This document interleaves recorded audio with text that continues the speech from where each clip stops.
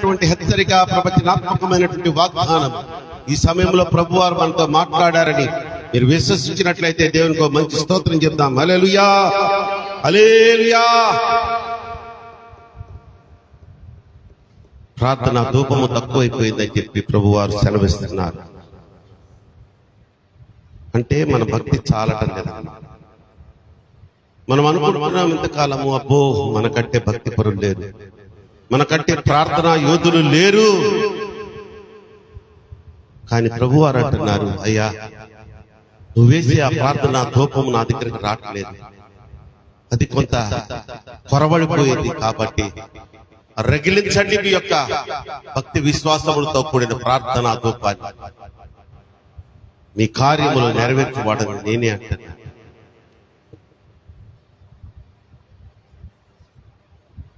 యేసయ్యా, యేసయ్యా, నా యేసయ్యా,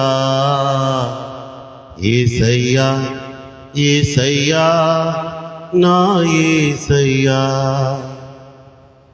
నీతో గడిపే ప్రతి క్షణము ఆనంద బాష్పాలు ఆగవయా, నీతో గడిపే ప్రతి క్షణము ఆనంద బాష్పాలు కృపతలంచగా వేళ్ళు యోచింపగా, కృపతలంచగా వేళ్ళు యోచింపగా, ఆగదునా గలము స్తుతించగా, నిన్ను కీర్తించగా. యేసయ్యా, యేసయ్యా, నా యేసయ్యా, యేసయ్యా, యేసయ్యా, నా యేసయ్యా, యేసయ్యా, యేసయ్యా, యేసయ్యా, యేసయ్యా, యేసయ్యా, యేసయ్యా, యేసయ్యా, యేసయ్యా, కృపతలంచగా వేళ్ళు యోచింపగా, కృపతలంచగా వేళ్ళు యోచింపగా, కృపతలంచగా వేళ్ళు యోచింపగా, కృపతలంచగా వేళ్ళు యోచింపగా, కృపతలంచగా వేళ్ళు యోచింపగా, ఆగదునా గళము స్తుతించగా, నేను కీర్తించగా.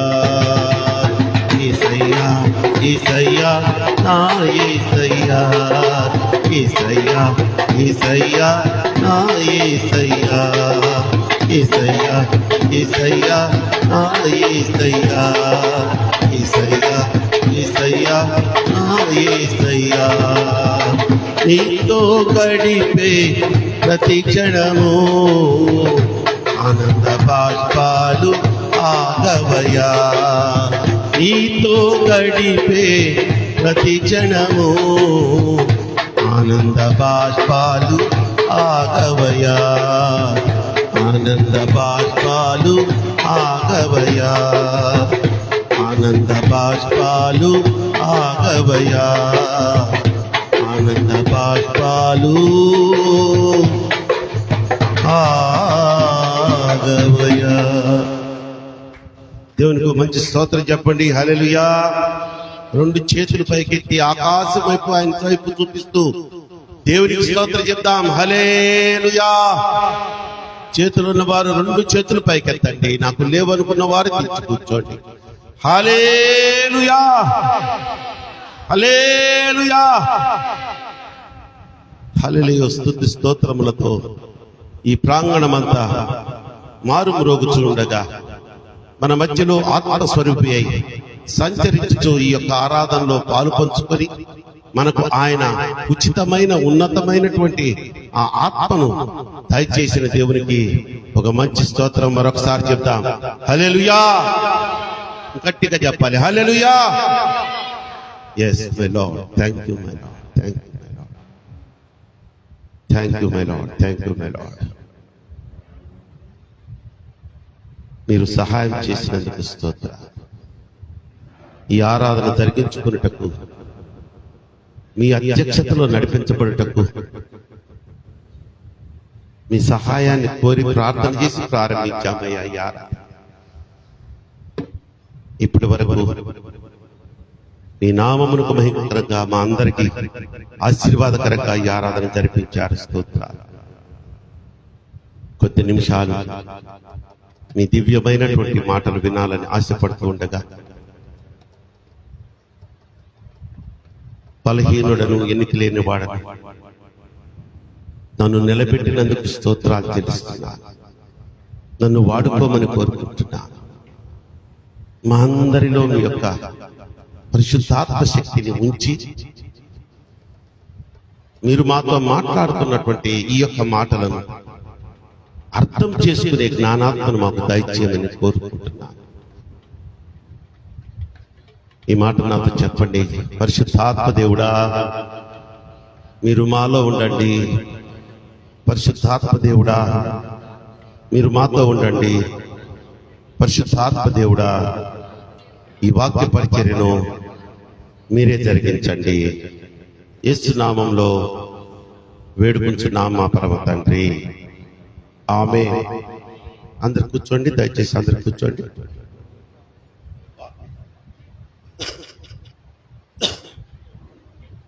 మంచిది. ప్రియమైన దేవుని బిడ్డలారా, రైల్వే క్రిస్టియన్ సమాజ సంఘ సభ్యులారా, ఆన్లైన్లో ఈ ఆరాధన పాలు పంచుకుంటున్నటువంటి ఇతర ప్రదేశంలోంచి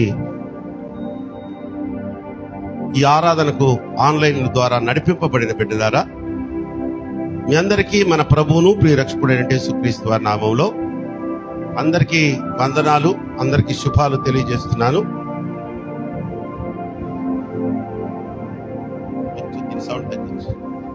బ్లూటూత్ మంచిది. ఇప్పుడు వరకు మనము పునరుద్ధాన దినపు ఆరాధనలో ఒక మెట్టు వరకు వచ్చాము. అసలైన మెట్టు ఏంటంటే దేవుని మాటలు ధ్యానం చేసుకోవడం. ఈరోజు కూడా ప్రభువారు ప్రత్యేకంగా ఒక ప్రవచనాత్మకమైనటువంటి సందేశం దేని గురించి అంటే రాకడను గురించి. మీలో రాకడ అనేది ఒకటి ఉందని ఎంతమంది తెలుసు? తెలిసిన వారి చేతులు పైకెత్తండి. రాకడ అంటే తెలుసా? కొంతమంది చేతులు ఎత్తడం లేదే. తెలియని వాళ్ళ కోసం చెప్తున్నా.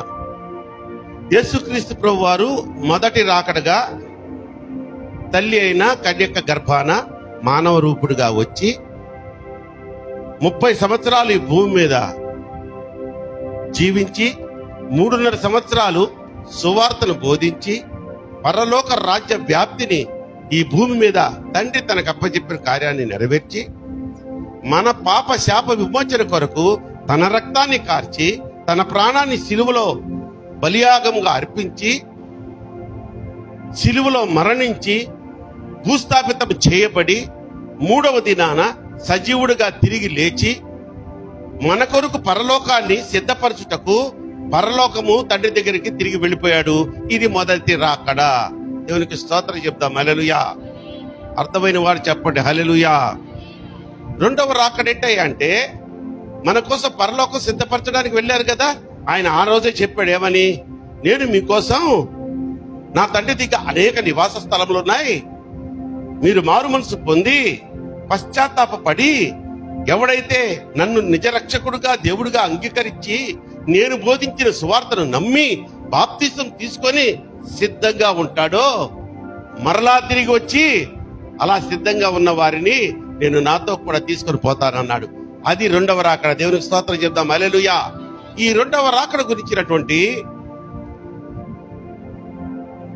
కొన్ని మర్మాలు, ప్రవచనాత్మకమైనటువంటి సందేశం ఈరోజు దేవుడు మనకి నేర్పించబోతున్నారు. రెండవ రాకడ గురించి శిష్యులకు చెప్పినప్పుడు ప్రభువారిని శిష్యులు అడుగుతారు ఏమని? ప్రభువా, ఇవన్నీ ఎప్పుడు జరుగుతాయి? ఎప్పుడు సంభవిస్తాయి? మేము ఎలా తెలుసుకుంటాము? మత్తయి సువార్త 24వ అధ్యాయము మత్తయి సువార్త 24వ అధ్యాయము. ఎవరన్నా చదవదలిసిన వాళ్ళు మైక్ దగ్గర పెట్టుకోండి. ఏనా మైక్ దగ్గర పెట్టుకోండి. 3వ వచనాన్ని చదువుతాం. 24:3.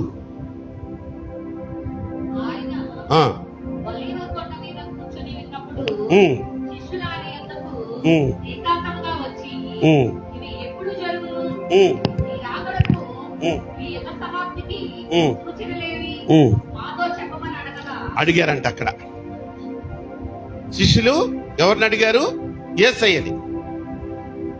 రాకడికి సూచనలు ఏంటంటే ఆ కింద కొన్ని చెప్పారు ప్రభువారు.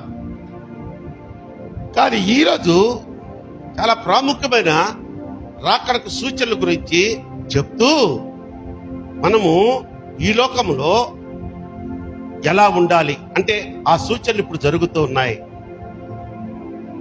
యుద్ధాలు జరుగుతాయి చెప్పాడు. ఒక సూచన జరుగుతున్నాయి కదా. భూకంపాలు వస్తాయి, వచ్చాయా లేదా? సునామీలు, వరదలు, అసలు సముద్రాలు పొంగుతాయి అన్నారు, పొంగాయా లేదా?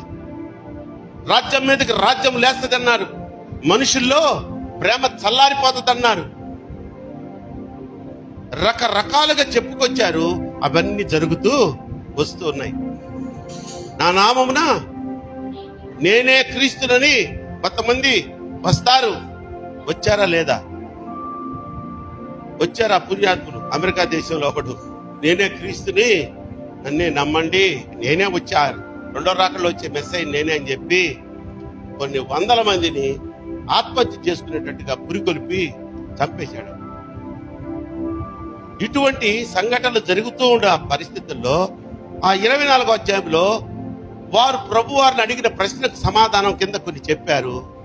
వాటిల్లో 24 చదువు తల్లి. మత్తయి సువార్త. అబద్ధపు క్రీస్తులను, అబద్ధపు ప్రవక్తలను వచ్చి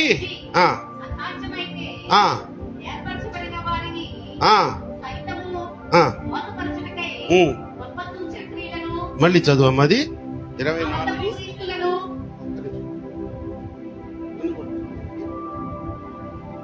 చదువమ్మా.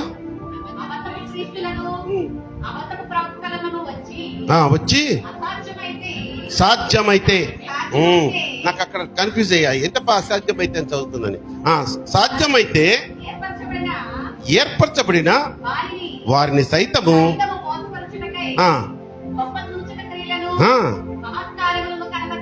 దేవునికి స్తోత్రం చెప్పండి. హల్లెలూయా. అబద్ధ ప్రవక్తలు వస్తారంట, అబద్ధ క్రీస్తులు వస్తారంట. సాధ్యమైతే ఏర్పరచబడిన వారు. ఎవరు ఏర్పరచబడిన వారు? అలా చూస్తారేంటారా? మీరేనమ్మా, మనమేరా ఏర్పరచబడిన వాళ్ళం అంటే. ఎవరు? మనమే. We are chosen people. మనం దేవుని యేసుక్రీస్తు ప్రభువుకి ముద్దు బిడ్డలం. మనం ఆయనతో ఏర్పరచబడినటువంటి జనాంగం మనము. సాధ్యమైతే అంటే వీలైతే మన భాషలో మనలను మోసపుచ్చడానికి ఏం చేస్తారంట వాళ్ళు? మహత్కార్యాలు చేస్తారంట, సూచక క్రియలు చేస్తారంట. చూడండి తల్లి, ఈ రోజుల్లో అబద్ధపు బోధలు సంఘాల్లో ఎంత దుర్మార్గంగా వాళ్లకు తోచినవి, వాళ్ళ బుర్రకు తట్టినవి బైబిల్లో లేకపోయినా బోధించేస్తున్నారు. ఎవరు? ప్రవక్తలు కాదమ్మా, మేమే పాస్టర్లు, సేవకులు, దైవజనుడు అని పెద్ద పేరు మన మాకు. దిక్కుమాలిన మాటలన్నీ చెప్తున్నారు. దాన్నంట ఏర్పరచబడిన మనము జాగ్రత్తగా గమనించాలంట. ఇప్పుడు నేనేదో చెప్పేసి వెళ్ళిపోతూ ఉంటే, ఆహా ఈరోజు అంకుల్ మరి చెప్పాడు కదా ఏమే అనుకోకుండా, అసలు ఏంది ఈరోజు ఈయన చెప్పిన మ్యాటర్ ఏంటి నీకు తెలియాలి అంటే దీన్ని ఎక్కడ పెట్టుకోవాలా? రాత్రిపూట తల కింద పెట్టుకుంటే నీకు తెలియదు. కవర్ వేసి బీరోలో పెడితే తెలియదు. రోజు ఆ వాక్యాన్ని ధ్యానం చేస్తే ఆ వాక్య జ్ఞానము నీకు వచ్చి నిలబడ్డవాడు తారాప్రకాశ్ అయ్యుండొచ్చు, లేదా 10,000 మంది సంఘం, 25,000 మంది సంఘం, 50,000 మంది సంఘం. అనా శ్రీనివాస్ అన్న హైదరాబాద్ లో ఉన్నారంట 1,00,000 మంది సంఘం. ఉన్నారా మీ గుత్తిలో? గుంటకల్లు ఉన్నారా? ఉన్నారు స్వామి, నాకు తెలుసు. మా అయ్యగారు సూటు లేనిదే ప్రసంగం చేయడు, వేసుకో తప్పు లేదు. ఆయన విమానాల్లోనే తిరుగుతాడు, తిరుగు తప్పు లేదు. కారులో అక్కడి నుంచి ఇక్కడికి కారు తప్పించి అసలు సమస్య లేదు.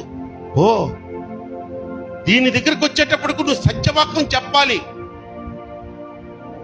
1,00,000 మంది సంఘం ఉన్న నాయకుడైనా, 1,00,000 మంది సంఘం ఉన్న పాస్టరు అని ఆయన చెప్పినవన్నీ నమ్మేవు అంటే ఈ ఆధ్యాత్మిక జీవితంలో నువ్వు శాపాన్ని కొని తెచ్చుకుంటావు.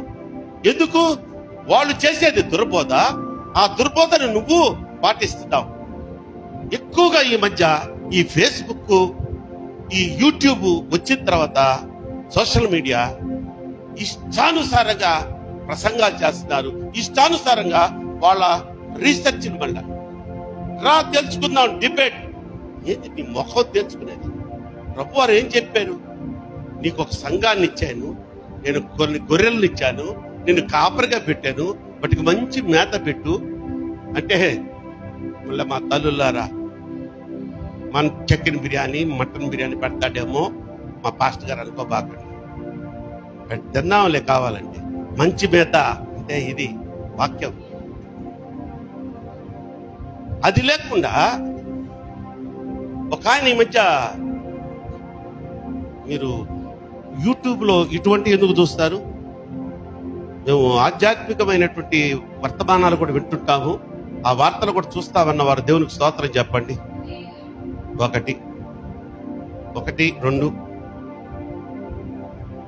ఒక ఆయన బొట్టు సిద్ధాంతం అన్నోడు తీసుకొచ్చాడు. ఈ మధ్య వైరల్ అయిపోయింది. అది వైరల్ అంటే విజృంభించేసింది ఆ వార్త. బొట్టు బొట్టు బొట్టు. ఈ మధ్య ఇంకోటి కూడా విజృంభించింది. ఏం చెప్పండి? అందరికీ తెలుసు, ఇక్కడున్న వాళ్ళకి చాలా మందికి తెలుసు, యూత్కి బాగా తెలుసు. ఈ మధ్య యూట్యూబ్ లో ఒకటి పాట భలే వైరల్ అయిపోయి, అమ్మా కచ్చా బాదమా, నిజమే, అసలు వండర్ అయిపోయాను నేను. అది చూసి మురికి గుడ్డలు వేసుకొని పచ్చి మామూలు కొంచెం ఏమంటారు క్లాసు ఇది కూడా కాదమ్మా, పచ్చి వేరుశనక్కాయలు అమ్ముకునేవాడు. వాడంట బేరం జరక్క రోజుకు 300, 200 కూడా జరక్క ఏం చేద్దామని ఒకరోజు బాగా బాధపడి ఆలోచించి ఒక పాటలాగా కట్టి, ఇప్పుడు వంకాయలో అంటే రాట్లా, ఏరుశనకాయలో అంటే రాట్లా, దానికి వంకాయ భలే వంకాయ, ఇది వంకాయ దీని తినవయ్య అనేది ఒక పాట కట్టామనుకో, అది పాడాడనుకో, దానికి కొంత ఆకర్షిస్తులు అవుతారన్న ఉద్దేశంతో వాడెవడమ్మా పశ్చిమ బెంగాలుడా, వాళ్ళు దాంట్లో అక్కడ వేరుశనకాయలు కచ్చాబాదం అంటాడు, అంటే పచ్చి వేరుశనకాయలు. దాని మీద ఒక పాట కట్టి అమ్ముకునే దానికి వాడు పాడుతా ఉంటే మరి తమాషగా రిథమాటిక్ గా ఉంది. అది నిజమే. యూట్యూబర్స్ ఉంటారు కదా వైరల్ చేసే వాళ్ళు, వాళ్ళలో ఒకడు రికార్డ్ చేసి దాన్ని రిలీజ్ చేసి విదిన్ డేస్ లో కోట్ల వ్యూస్ దానికి. ప్రపంచం అంతా వెళ్ళిపోయింది. ఆంధ్ర, ఇండియా కాదు, ప్రపంచం. ఆ పాటకి ఇక పెద్ద మ్యూజిక్ డైరెక్టర్స్ వచ్చేసి దానికి రిథమ్స్, డ్రమ్స్, గిటార్స్, ఇక లాస్ట్ కి ఆయనే తీసుకెళ్లి పాడించి మధ్యలో మళ్ళీ డాన్సులు, అబ్బాయిలు అమ్మాయిలు. ఈ యూట్యూబర్స్ లో ఉన్నారు కదా టిక్ టాక్ బ్యాచ్, ఈ టిక్ టాక్ బ్యాచ్ అయితే అమెరికన్స్ ఆ పాటకి డాన్స్ చేస్తుంటే నాకు భలే నవ్వు వచ్చింది. ఇది ఏం రా వీడియో, వీడేంది ఇది ఓవర్ నైట్ ఇట్లా పెద్ద సెలబ్రిటీ అయిపోయాడని. ఇవన్నీ ఎందుకు చెప్పారంటే ఒక అబద్ధపు బోధ ఎలా వైరల్ అయిపోద్దంటే, సత్యబోధ వైరల్ కాదు. ఇది చూడండి, ఇది ఒక కామెడీ పాట, పచ్చి వేరుశనకాయలు అమ్ముకునే పాట ప్రపంచం అంతా వైరల్ అయింది. బొట్టు సిద్ధాంతం ఒక ఆయన తీసుకొచ్చాడు. తెలుసా? మేము విన్నాం దీని గురించి అన్న వాళ్ళ చేతులు ఎత్తండి. తెలియదు, ఎవరే తెలియదు. గొప్ప పాస్టర్ ఆయన, వేల సంఘాలు కట్టాడంట ఆయన అంటే నాకు ఇష్టమే. చాలా మేధావి ఆయన, నిజంగా. అలా చెప్తాడంటే మర్మాలు, ప్రవచనాలు కూడా చెప్తాడు ఆయన. ఆయన 30 సంవత్సరాల క్రితమే చెప్పాడంటే ఈ వైరస్ల గురించి, ఈ గురించి. ప్రభు ఆత్మపూర్ణుడై ఏమి లాభం అమ్మా, ఏమి లాభం? ఒక్క బొట్టు దగ్గర పడిపోయాడు ఆయన. బొట్టు పెట్టుకోవచ్చు అని చెప్పాడు ఆయన. ఏం పెట్టుకుంటారంటే మన హైందవ స్త్రీలు వాళ్ళు పెట్టుకున్నట్టు కాకుండా సిలువ బొట్లు పెట్టుకోండి, సిలువాకారంతో ఉన్న బొట్లు పెట్టుకోండి, ఏం కాదు. మీకు కావాలంటే నేను నెక్స్ట్ వీక్ నుంచి మన సంఘాలన్నిటికీ ఆర్డర్ ఇచ్చున్నాను. సిలువ బొట్లు ఉన్న స్టిక్కర్స్ అంట, మీకు మళ్ళీ మ్యాచింగ్. వైట్ అనుకో వైట్ బొట్టు, పింక్ అనుకో పింక్ బొట్టు, బ్లూ బొట్టు, సిలువ మళ్ళా. దాని మీద ఇరుసుకుపడ్డారు. ఇక మామూలు ఉన్నారు కదా, ఆయన ఒక్కడే మేధావి కాదు కదా, ఇంకా మేధావి. ఎలా చెప్తారయ్యా, ఎలా దుర్బోధ. నాకు కూడా మనసులో కొంచెం బాధ వేసింది. ఏంటి ఇంత మంచి జ్ఞానము కలిగినటువంటి దైవజనుడు ఇలా బోధించాడు, ఇలా చెప్పాడు, వైరల్ అయిపోయింది. ఇప్పుడు ఆయన్ని చాలా చులకనగా మాట్లాడుతున్నారు. ఏం తెలుసు ఆయనకి ఇటువంటి దుర్బోధ చేశాడు. ఇంకొంతమంది ఏం చెప్పారంటే సడలింపండి. కొంతమందికి ఆ క్రిస్టియానిటీలోకి రావాలంటే హైందవులకి ఇవే కొంచెం అడ్డంగా ఉంటాయి. మీ మతంలోకి వస్తే మేము బొట్లు పెట్టుకోకూడదటగా. అమ్మా, అది ఖచ్చితంగా బైబిల్లో బొట్టు పెట్టుకోండి అని లేదు, పెట్టుకోవద్దు అని కూడా లేదు. బొట్టు పెట్టుకోవద్దు అని ఎక్కడన్నా ఉందా? మరి పెట్టుకోండి అని ఉందా? సిలువు పెట్టుకుంటారని ఉందా? మీ అంతరాత్మకు తగ్గట్టుగా ఒక పాస్టర్ గారు చెప్పారు. నిజమే, హైందవ స్త్రీలు సడన్ గా మారి రావాలంటే ఇంట్లో చాలా శోధన ఉంటుంది. వాళ్ళ ఆయన నుదుట బుట్టు లేకుండా అప్పుడు దాకా వాళ్ళకేంది సింధూరం దేనికి గుర్తు? హైందవ స్త్రీకి పుణ్యస్త్రీ అంటే భర్త బతుకున్నాడు అన్న దానికి గుర్తు. సడన్ గా తీసేసింది అనుకో, ఆయన ఏమే బతుకుండగానే చంపేసావు కదటన్నా, ఏమ్మా అంటాడా? పాస్టర్ గారు నన్ను ఏం చేయమంటారు అని ఒక ఆయన అడిగిందంట. అడిగితే ఆయన, అమ్మా మరి అంత విపరీతంగా మీ ఇంట్లో నీకు వ్యతిరేకత ఉన్నప్పుడు తీయబా. కొంతకాలానికి పరిశుద్ధాత్మ నీకులో బాప్తిసం తీసుకున్న వెంటనే నీకు ఉచితంగా వచ్చేదేంటి? పరిశుద్ధాత్మను నీకు రాగాలోనే నీకు అది లోపల ఏది మంచి ఏది చెడు బోధిస్తానే ఉంటది. నగలు వేసుకోవద్దంటున్నారు కొంతమంది, కొన్ని సంఘాల్లో రంగు చీరలు కట్టొద్దంటున్నారు, రంగు బట్టలు వేసుకోవద్దంటున్నారు. ఇవి కాదండి మనకి ముఖ్యం. ఆయన చెప్పిన మాటలు ఇవి కాదు. యేసయ్య వస్త్రధారణ గురించి చెప్పాడా? యేసయ్య ఎక్కడైనా ఒక చూపించండి నాకు. నీ హెయిర్ స్టైల్ గురించి చెప్పాడా యేసయ్య? ఆయన చెప్పింది ఏంటంటే, నీ దేవుడైన యెహోవాను నీ పూర్ణ హృదయంతో, నీ పూర్ణ ఆత్మతో, నీ పూర్ణ శక్తితో, నీ పూర్ణ బలముతో ఆరాధించు. అది అది అది నీకు తోస్తే పక్కనోడు కూడా సాయం చేయాలి. ఈ చెప్పి మంచిగా జీవించు, నీతిగా జీవించు, పవిత్రంగా జీవించు, నీకు పరలోక రాజ్యం నేను ఇస్తాను అని చెప్పిపోతే మధ్యలో ఈ దుర్బోధలు. ఒక్కొక్కడికి మామూలు సంఘాలు కాదమ్మాయి, 10,000 మంది, 25,000 మంది, 1,00,000 మంది ఈ బోధలు వింటున్నారు, ఆ మార్గంలో వెళ్ళిపోతున్నారు. విజయవాడ పట్టణంలోనే ఆ మధ్య ఒక దుమారం లేసింది. ఒక యవ్వనస్తుడైనటువంటి దైవజనుడి మీద ఒక వైరల్ వీడియోస్ వచ్చాయి. నేను అనుకున్నాను, మన సంఘానికి కూడా ఒకసారి నేను వాక్య పరిచయం తీసుకొచ్చా. ఆ దైవజనుడిని ఎందుకు ఈ యవన కుమారుడు అలా పడిపోయాడు? ఈ TV9 ఈ టీవీ వాళ్ళందరూ మన క్రైస్తవుల మీదే పగబెట్టున్నట్టుగా అనిపిస్తుంది కొన్నిసార్లు. దాన్ని వైరల్ చేసేసి లేనిపోయిన చూపించేసి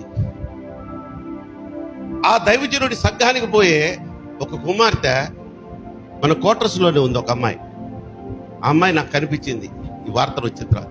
నేను అడిగితే, అమ్మా ఎలా ఉంది సంఘం, అయ్యగారు ఎలా ఉన్నారు? మాకేమండి అంకులు బాగున్నారు, మేము ఒకటే చెప్పాం మా అయ్యగారికి, మీరేమన్నా చేసుకోండి అయ్యగారు, మేము మాత్రం మిమ్మల్ని వదలము అన్నాం అన్న. ఇక్కడ పొడిచినట్టు అనిపించింది. ఆయన మీద వచ్చిన ఆ రూమర్స్ కాదు, వీడియోస్తో కూడా వచ్చేసి మందు తాగుతున్నటువంటి వీడియోస్. పడుకొని ఉంటే కాళ్ళ దగ్గర బైబిల్ పడి ఉంది, పడుకొని ఇట్లా మంచం మీద మందు తాగుతున్నాడు, ఆ బైబిల్ కాళ్ళతో అటు నెట్టాడు. ఇది వీడియోస్ వచ్చింది.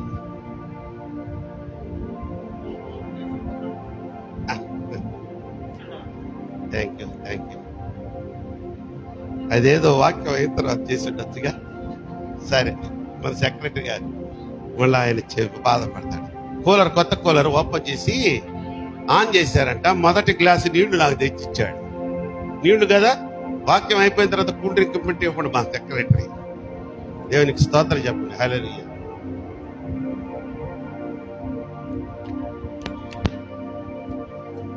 చాలా బాగుంది, మంచి నీళ్ళు చాలా బాగుంది. మంచిది, వాక్యంలోకి వెళ్ళిపోతాం. కాబట్టి చెప్పే దైవజనుడి స్టేటస్ చూడొద్దు, వేష భాషలు చూడొద్దు. ఆయన చెప్తున్నది యథార్థమైన బోధ కాదా గమనించండి. నేను చెప్పే మాటలు కూడా గుడ్డిగా మీరు నమ్మొద్దు. శేషు, నేను చెప్పే మాటల్లో తేడా ఉందని మీకెప్పుడు తెలుస్తుంది? నేనమ్మా, నీకు వాక్యం తెలుసుంటే మామగారు అయితే అయ్యాడు, దైవజనుడు అయితే అయ్యాడు, ఇక్కడ తప్పు చెప్పాడు, నీకు బోధ పడిపోద్ది వెంటనే. అటువంటిప్పుడు ఏం చేయాలి? ఖండించాలి, దైవజనుడిని ఖండించాలి.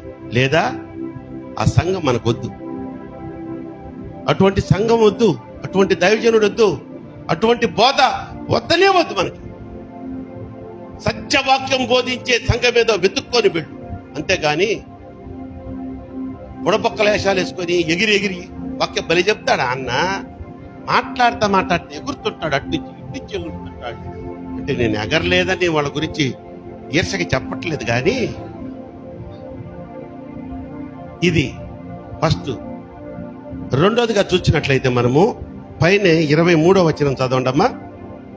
24, 23 నేనే చదువుతున్నాను అమ్మా. 24, 23 కదా, చదవండి తల్లి. ఇదిగో క్రీస్తు ఇక్కడ ఉన్నాడు, అక్కడ ఉన్నాడు అని చెప్పిన ఎడల నమ్మకుడి. దేవునికి స్తోత్రం చేద్దాం. హల్లెలూయా అంటారంట. క్రీస్తు ఇక్కడున్నాడు, ఇదిగో క్రీస్తు అక్కడున్నాడు. క్రీస్తు ఇక్కడ ఉండడం ఏంటి, అక్కడ ఉండడం ఏంటి? ఈ మర్మం నాకు అర్థం కాల. గత కాలంలో ఈ మర్మము గురించినటువంటి విశేష జ్ఞానము ఒక దైవజనుడికి దేవుడు అనుగ్రహిస్తే, నేను ఆ దైవజనుడు వాక్యాన్ని వినడం జరిగింది. చాలా సంతోషించాను. ప్రభువా, ఆ దైవజనుడి ద్వారా నాకు సమాధానం ఇచ్చావా, నాకున్న ఈ అనుమానాన్ని, ఈ డౌట్ని, నాకు అర్థం కాని ఈ మర్మాన్ని. క్రీస్తు ఇక్కడ ఉన్నాడు, అక్కడ ఉన్నాడు అని చెప్పిన ఎడల మీరు నమ్మవద్దు. ఇక్కడ అక్కడ యేసుక్రీస్తు ఉండడం ఏంటి ఈ రోజుల్లో? జాగ్రత్తగా గమనించినట్లయితే, ఇదిగో ఈసో కాల్డ్ జ్ఞానవంతులైనటువంటి, నిజమే అమ్మా, చాలా జ్ఞానవంతులు తెలుసా వాళ్ళు. నేను చెప్తున్నా, అబద్ధ బోధకులు, అబద్ధ ప్రవక్తలు. ఇలా చెప్పాలంటేనే గుండె భలే బాధగా ఉంది నాకు.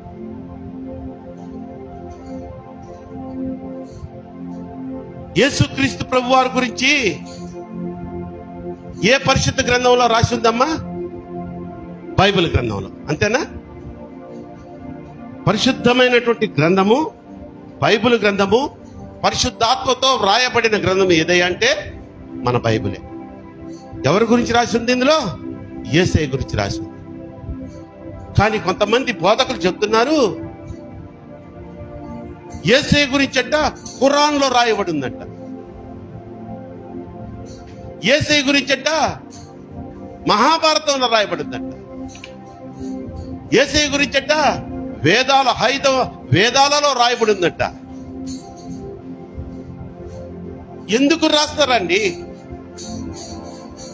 యేసుక్రీస్తు ప్రభు వారి గురించి ఖురాన్లో రాసి పెట్టుంటే దేవుడు మన చేతికి ఖురానే ఇచ్చుండేవాడు. నా గురించి రాయబడినటువంటి గ్రంథం ఇదిరా, ఖురాన్ తీసుకో చదువు అని ఉండేవాడు. వేదాల్లో కానీ యేసుక్రీస్తు ప్రభు వారి గురించి రాయబడి ఉంటే వేదం మన చేతిలో పెట్టుండేవాడు. పరిశుద్ధ గ్రంథం ఎందుకు ఇచ్చాడు? బైబిల్ ఎందుకు ఇచ్చాడు? అందులో ఉన్నది అని చెప్పడం, బోధించడము అబద్ధం. అదేమంటే అదొక శ్లోకం, కంఠస్థ పట్టేశాడు. నేను పట్టలేదు, నాకు అవసరం లేదు కాబట్టి.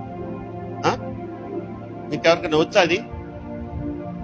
వేదాలలో యేసుక్రీస్తు అని దాని మీద డిబేట్లు. మనకి ఎందుకయ్యా ఇవన్నీ? నువ్వు యేసుక్రీస్తు ప్రభు వారి గురించి తెలుసుకోవాలంటే దేవుని ఆత్మతో, దేవుని ఆత్మ పూర్ణులైనటువంటి వారు, ప్రవక్తలు, వారి చేత లిఖించబడిన ఈ పరిశుద్ధ గ్రంథం మన చేతులు పెట్టినప్పుడు నువ్వు వాళ్ళ జోలికి ఎందుకు వెళ్తావు? వాళ్ళకు యేసుక్రీస్తు గురించి అదిగో అక్కడ ఉన్నాడు, ఇక్కడ ఉన్నాడు, ఖురాన్లో ఉన్నాడు, రామాయణంలో ఉన్నాడు, మహాభారతంలో ఉన్నాడు, వేదాలలో ఉన్నాడు. తప్పుడు బోధ. దేవునికి స్తోత్రం చెప్తామా? మీకు అర్థమైతే దేవునికి స్తోత్రం చెప్తాం. హల్లెలూయా. ఇదొక రకం. అంటే ప్రవక్తల ద్వారా, అబద్ధ బోధకుల ద్వారా, నేను క్రీస్తునని చెప్పుకునే వాళ్ళ ద్వారా ఈ విధంగా ఏర్పరచబడినటువంటి మనం తప్పుదారిలోకి వెళ్ళిపోతూ ఉంటే మన ఆధ్యాత్మిక స్థితిని దిగజార్చుకొని మనము రెండవ రాకడ సమయంలో సూచనలమ్మా ఇవి. నేను ఎందుకు చెప్తున్నాను? ఇది స్టార్టింగ్ మన పాయింట్ ఏంటి? రెండవ రాకడ సమయంలో ఏం జరుగుతాయి ప్రభువా అని అడిగాడు శిష్యులు. అడిగితే ఆయన యేసుక్రీస్తు ప్రభు వారు ఇచ్చిన సమాధానం, అబద్ధ ప్రవక్తలు, అబద్ధ క్రీస్తులు వస్తారు, బోధలు చేస్తారు, మిమ్మల్ని మార్చేస్తారు, ఆ బోధల్ని నమ్మొద్దు సంగమా, ఏర్పరచబడిన మిమ్ములను మార్చేస్తారంటున్నాడు. అక్కడున్నాడు, ఇక్కడున్నాడు, ఆ పుస్తకంలో ఉన్నాడు, ఈ పుస్తకంలో ఉన్నాడు. పుస్తకాల్లో ఉన్నటువంటి కర్మ యేసయ్యకే పుట్టింది. ఆయన జగత్ రక్షకుడు, ఈ సృష్టికర్త. ఇంకోళ్ళ ద్వారా కూడా చాలా ప్రమాదం ఉందంట. చూద్దాం. అదే మత్తయి సువార్త 10వ అధ్యాయము, అదే మత్తయి సువార్త 10వ అధ్యాయము 17వ వాక్యాన్ని చదువుదాం. మొదటి వాక్యాన్ని చదవండి చాలు. మనుషులను గూర్చి జాగ్రత్త పరుడి. దేవునికి స్తోత్రం చెప్దామా? ఇంకొంచెం గట్టిగా చెప్దామా? హల్లెలూయా. అందరూ కలిసి చెప్దాం హల్లెలూయా. ఫస్ట్ బోధకులను గురించి జాగ్రత్త పడ్డాడు. రెండోది వచ్చినట్టయితే మనుషులను గురించి జాగ్రత్త పడుడి. ఏం జాగ్రత్త పడాలి? వారు చెప్పే మాటలు ఏది చెప్పినా నమ్మకు. ఇది నిజమే, ఇది నిజమే. నేను ఇందాక చెప్పాను కదా, ఒక ఆయన సిలువ బొట్టు పెట్టుకోవచ్చు, ఆయన పెద్ద దైవజనుడు, వేల సంఘాలు కట్టిన ఆయన, మహాజ్ఞాని, దేవుడు ఎంతో జ్ఞానాన్ని ఇచ్చాడు ఆయనకి.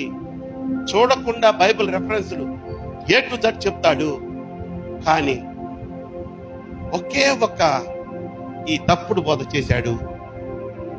ఆయన చెప్పేళ్ళ అని, ఆయన మనిషే కదా, గుట్టిగా అంట మనం నమ్మకూడదంట. అసలు ఇటువంటి తప్పుడు బోధలు గాని, తప్పుడు మాటలు గాని ఎవరు వింటారు? సామెతల గ్రంథము 14వ అధ్యాయము 15వ వాక్యాన్ని చదువుదాం ఒకసారి. సామెతల గ్రంథము 14వ అధ్యాయము 15వ వాక్యము. ఎవరు ఇటువంటి మాటలు వింటారు? జ్ఞానము లేని వాడు ప్రతి మాట. చూసారమ్మా, ఎవరు ఈ మాటలు వింటాడంటే జ్ఞానము లేనివాడు. మనం జ్ఞానవంతులమేగా, దేవుడిచ్చిన జ్ఞానం ఉందిగా మనకి. సిలువ పట్టు అని చెప్తే జ్ఞానవంతులమైతే మనం వినం, మనం నమ్మం, ఆయన చెప్పినట్టుగా ఆచరించం. జ్ఞానము లేనివాడు ఎవరు ఏది చెప్తే అది కట్టే గుడ్డెత్తిపోయి చేలో పడ్డట్టే. అసలు జ్ఞానానికి మూలము ఎవరమ్మా? యేసయ్య. జ్ఞానానికి మూలము, జ్ఞానానికి సృష్టికర్త యేసయ్య. అంటే జ్ఞానము లేనివాడు ఈ విధంగా చేస్తాడంటే, యేసయ్య లేనివాడు, యేసును తన రక్షకుడిగా అంగీకరించిన వాడు, లేకపోతే అంగీకరించి కూడా వ్యక్తులకు ప్రాధాన్యం ఇచ్చేవాడు ఈ విధంగా ముందుకు సాగిపోతాడట. ఒక చిన్న జరిగిన సంఘటన చెప్పేదా మీకు? జరిగిన సంఘటన లేకపోతే సందర్భానుసారంగా ఆ యొక్క ఉపమానాన్ని చెప్పారో గాని, ఒకడు మేకను తీసుకుని వెళ్తున్నాడట. చాలా మందికి తెలిసి ఇది క్లుప్తంగానే చెప్తాడు, సాగదేంది. మేకను తీసుకుని వెళ్తున్నాడు. ఏం చెత్తల్లి నీకు తెలుసా? చెరితల్లి మేక కథ తెలుసా? చెర్రీ గురించి చెప్తున్నాను, జాగ్రత్తగా విను. మేకను తీసుకుని పోతా ఉంటే ఎదురొచ్చాడు ఒకడు. ఎడ్రా కుక్కను తీసుకెళ్తున్నావు అన్నాడు. తెల్లారుజాము సంతకెళ్ళి మంచి మేకను ఏరి సెలెక్ట్ చేసుకొని 1000 రూపాయలు ఇచ్చి కొనుక్కొని వస్తూ ఉంటే కుక్క అంటావేంట్రా? మేకరాది అని వాటి పాటికి వాడు వెళ్ళిపోయాడు. ఇంకొంచెం దూరపోయేటోడికి అలా బాబాయ్ బాగున్నావా అంట. ఏంది కుక్కను బతికెళ్తున్నావు తెల్లారు గట్లా అన్నాడట. ఆడు ఏరా కళ్ళు తొప్పినాయా మీకు అన్నాడంట. ఇది కుక్క కాదురా మేక అన్నాడు. ఈ కర్మ వెళ్ళిపోయాడు. మూడోవాడు వచ్చాడు. ఏంటన్నా ఏంటి అక్కడి నుంచి సంతకు పోయేస్తాం. ఏ సంతకి? అదే పశువుల సంత, మేకలు గొర్రెలు బర్రెలు అమ్ముతారే అండి. అక్కడ పోయి కుక్కలు తెస్తున్నావు ఏంటి బాబాయ్ అన్నాడంట. అప్పుడు ఇద్దరు దాకా కపాడుకున్నవాడు మూడోవాడు కూడా అనేటోడికి కుక్కనా నా ప్రసాదనా నువ్వేనా అన్నట్టు పనులు చేసేది. నాలుగోవాడు ఊర్లోకి వెళ్ళిపోయాడు. ఏంటి బాబాయ్ కుక్క తెస్తున్నా? ఎవడు పట్టినా కుక్క అంటున్నాడు, ఏంటి నాకేం అర్థం కావట్లేదని చెప్పి కుదిరేశాడంట కుక్కని, అదే మేకని. చూసారా, 4 సార్లు నేను కుక్క అనేటువంటి మనిషి నోరే జారి. 4 మనుషులు మేకను పట్టుకొని కుక్కను పట్టుకెళ్తున్నామంటే వీడికి జ్ఞానం లేదు. వాళ్ళ మాటలు నమ్మి బంగారం లాంటి మేకని చర్య. అర్థమైందా నీకు? అర్థమైందా? మేకని కుక్కని 4వ వదిలేసి ఇంటికి వెళ్ళిపోయాడు. ఇప్పుడుంది, అయ్యా నువ్వు పొద్దున్నే సంతలో మంచి మేకను బేరం చేసి తీసుకొస్తున్నావంటగా. వాళ్ళ నాయన మోటార్ సైకిల్ మీద వస్తా ఉంటే దారిలో మేకను తోలుకొని రావడం కూడా చూశాడంట ఆయన. మేకేది స్వామి అని అడిగిందంట. ఎవరు? సహధర్మచారిణి, భర్త అంటే చాలా భయభక్తులు ఉన్నటువంటి బిడ్డ. ఏందమ్మా నువ్వు కూడా అలా మాట్లాడతావు? నేను మేక అక్కడ తెచ్చారు, నేను కుక్కను తెస్తే 4 మనుషులు కనిపించి అది మేక కాదురా కుక్క అనేటోడికి ఓయమ్మ అని చెప్పి వదిలేశాను.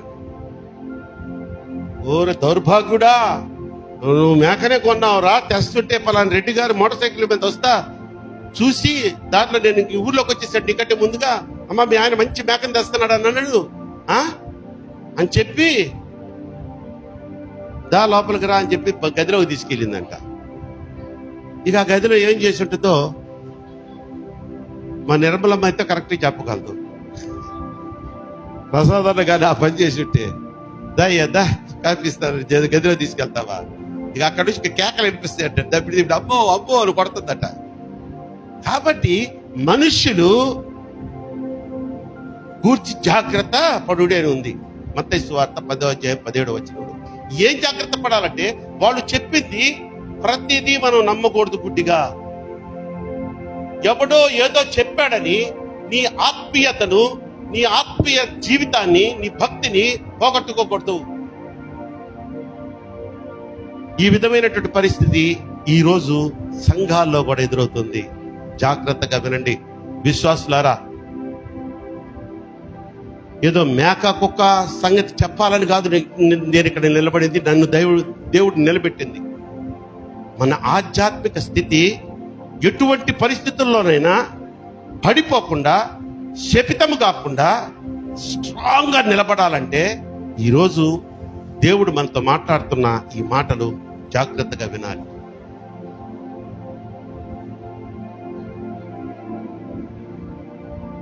సంఘంలోనే కొంతమంది అనా ఏంది పాస్టర్ గారు ఏందంటగా, సంఘంలో ఫస్ట్ టార్గెట్ తుపాకీ ఎత్తే ఎక్కువ పెట్టడమే.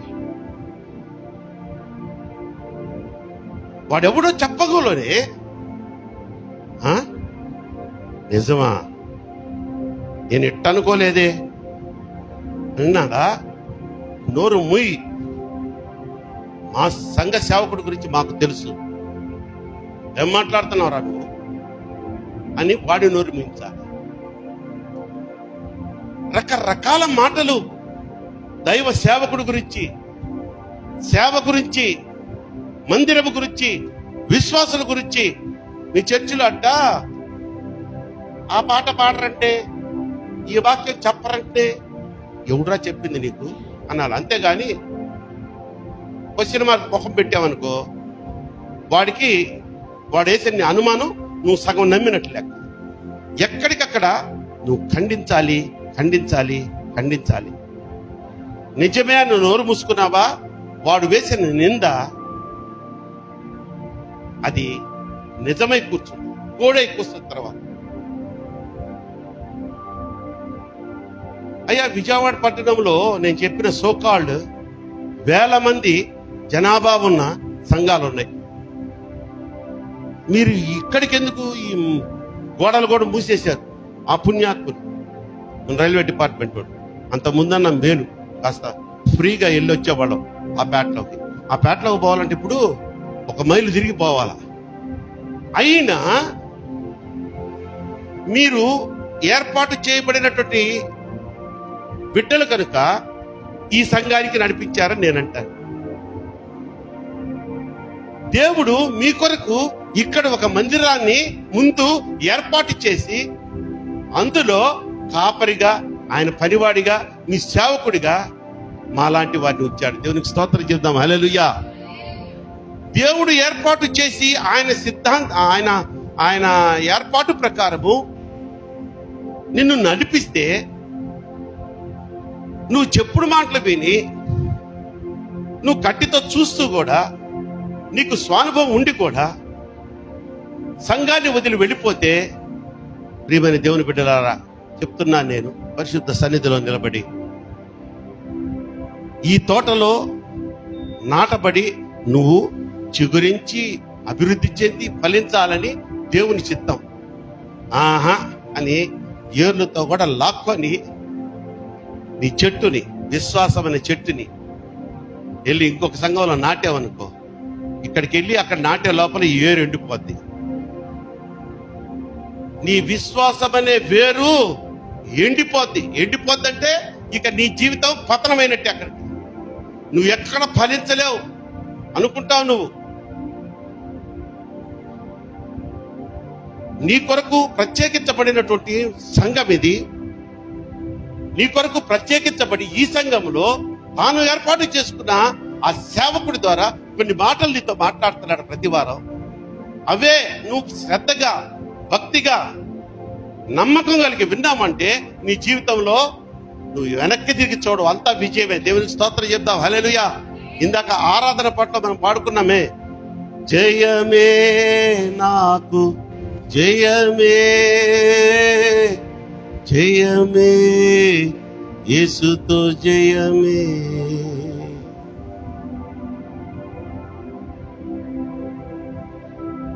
ఈ విధంగా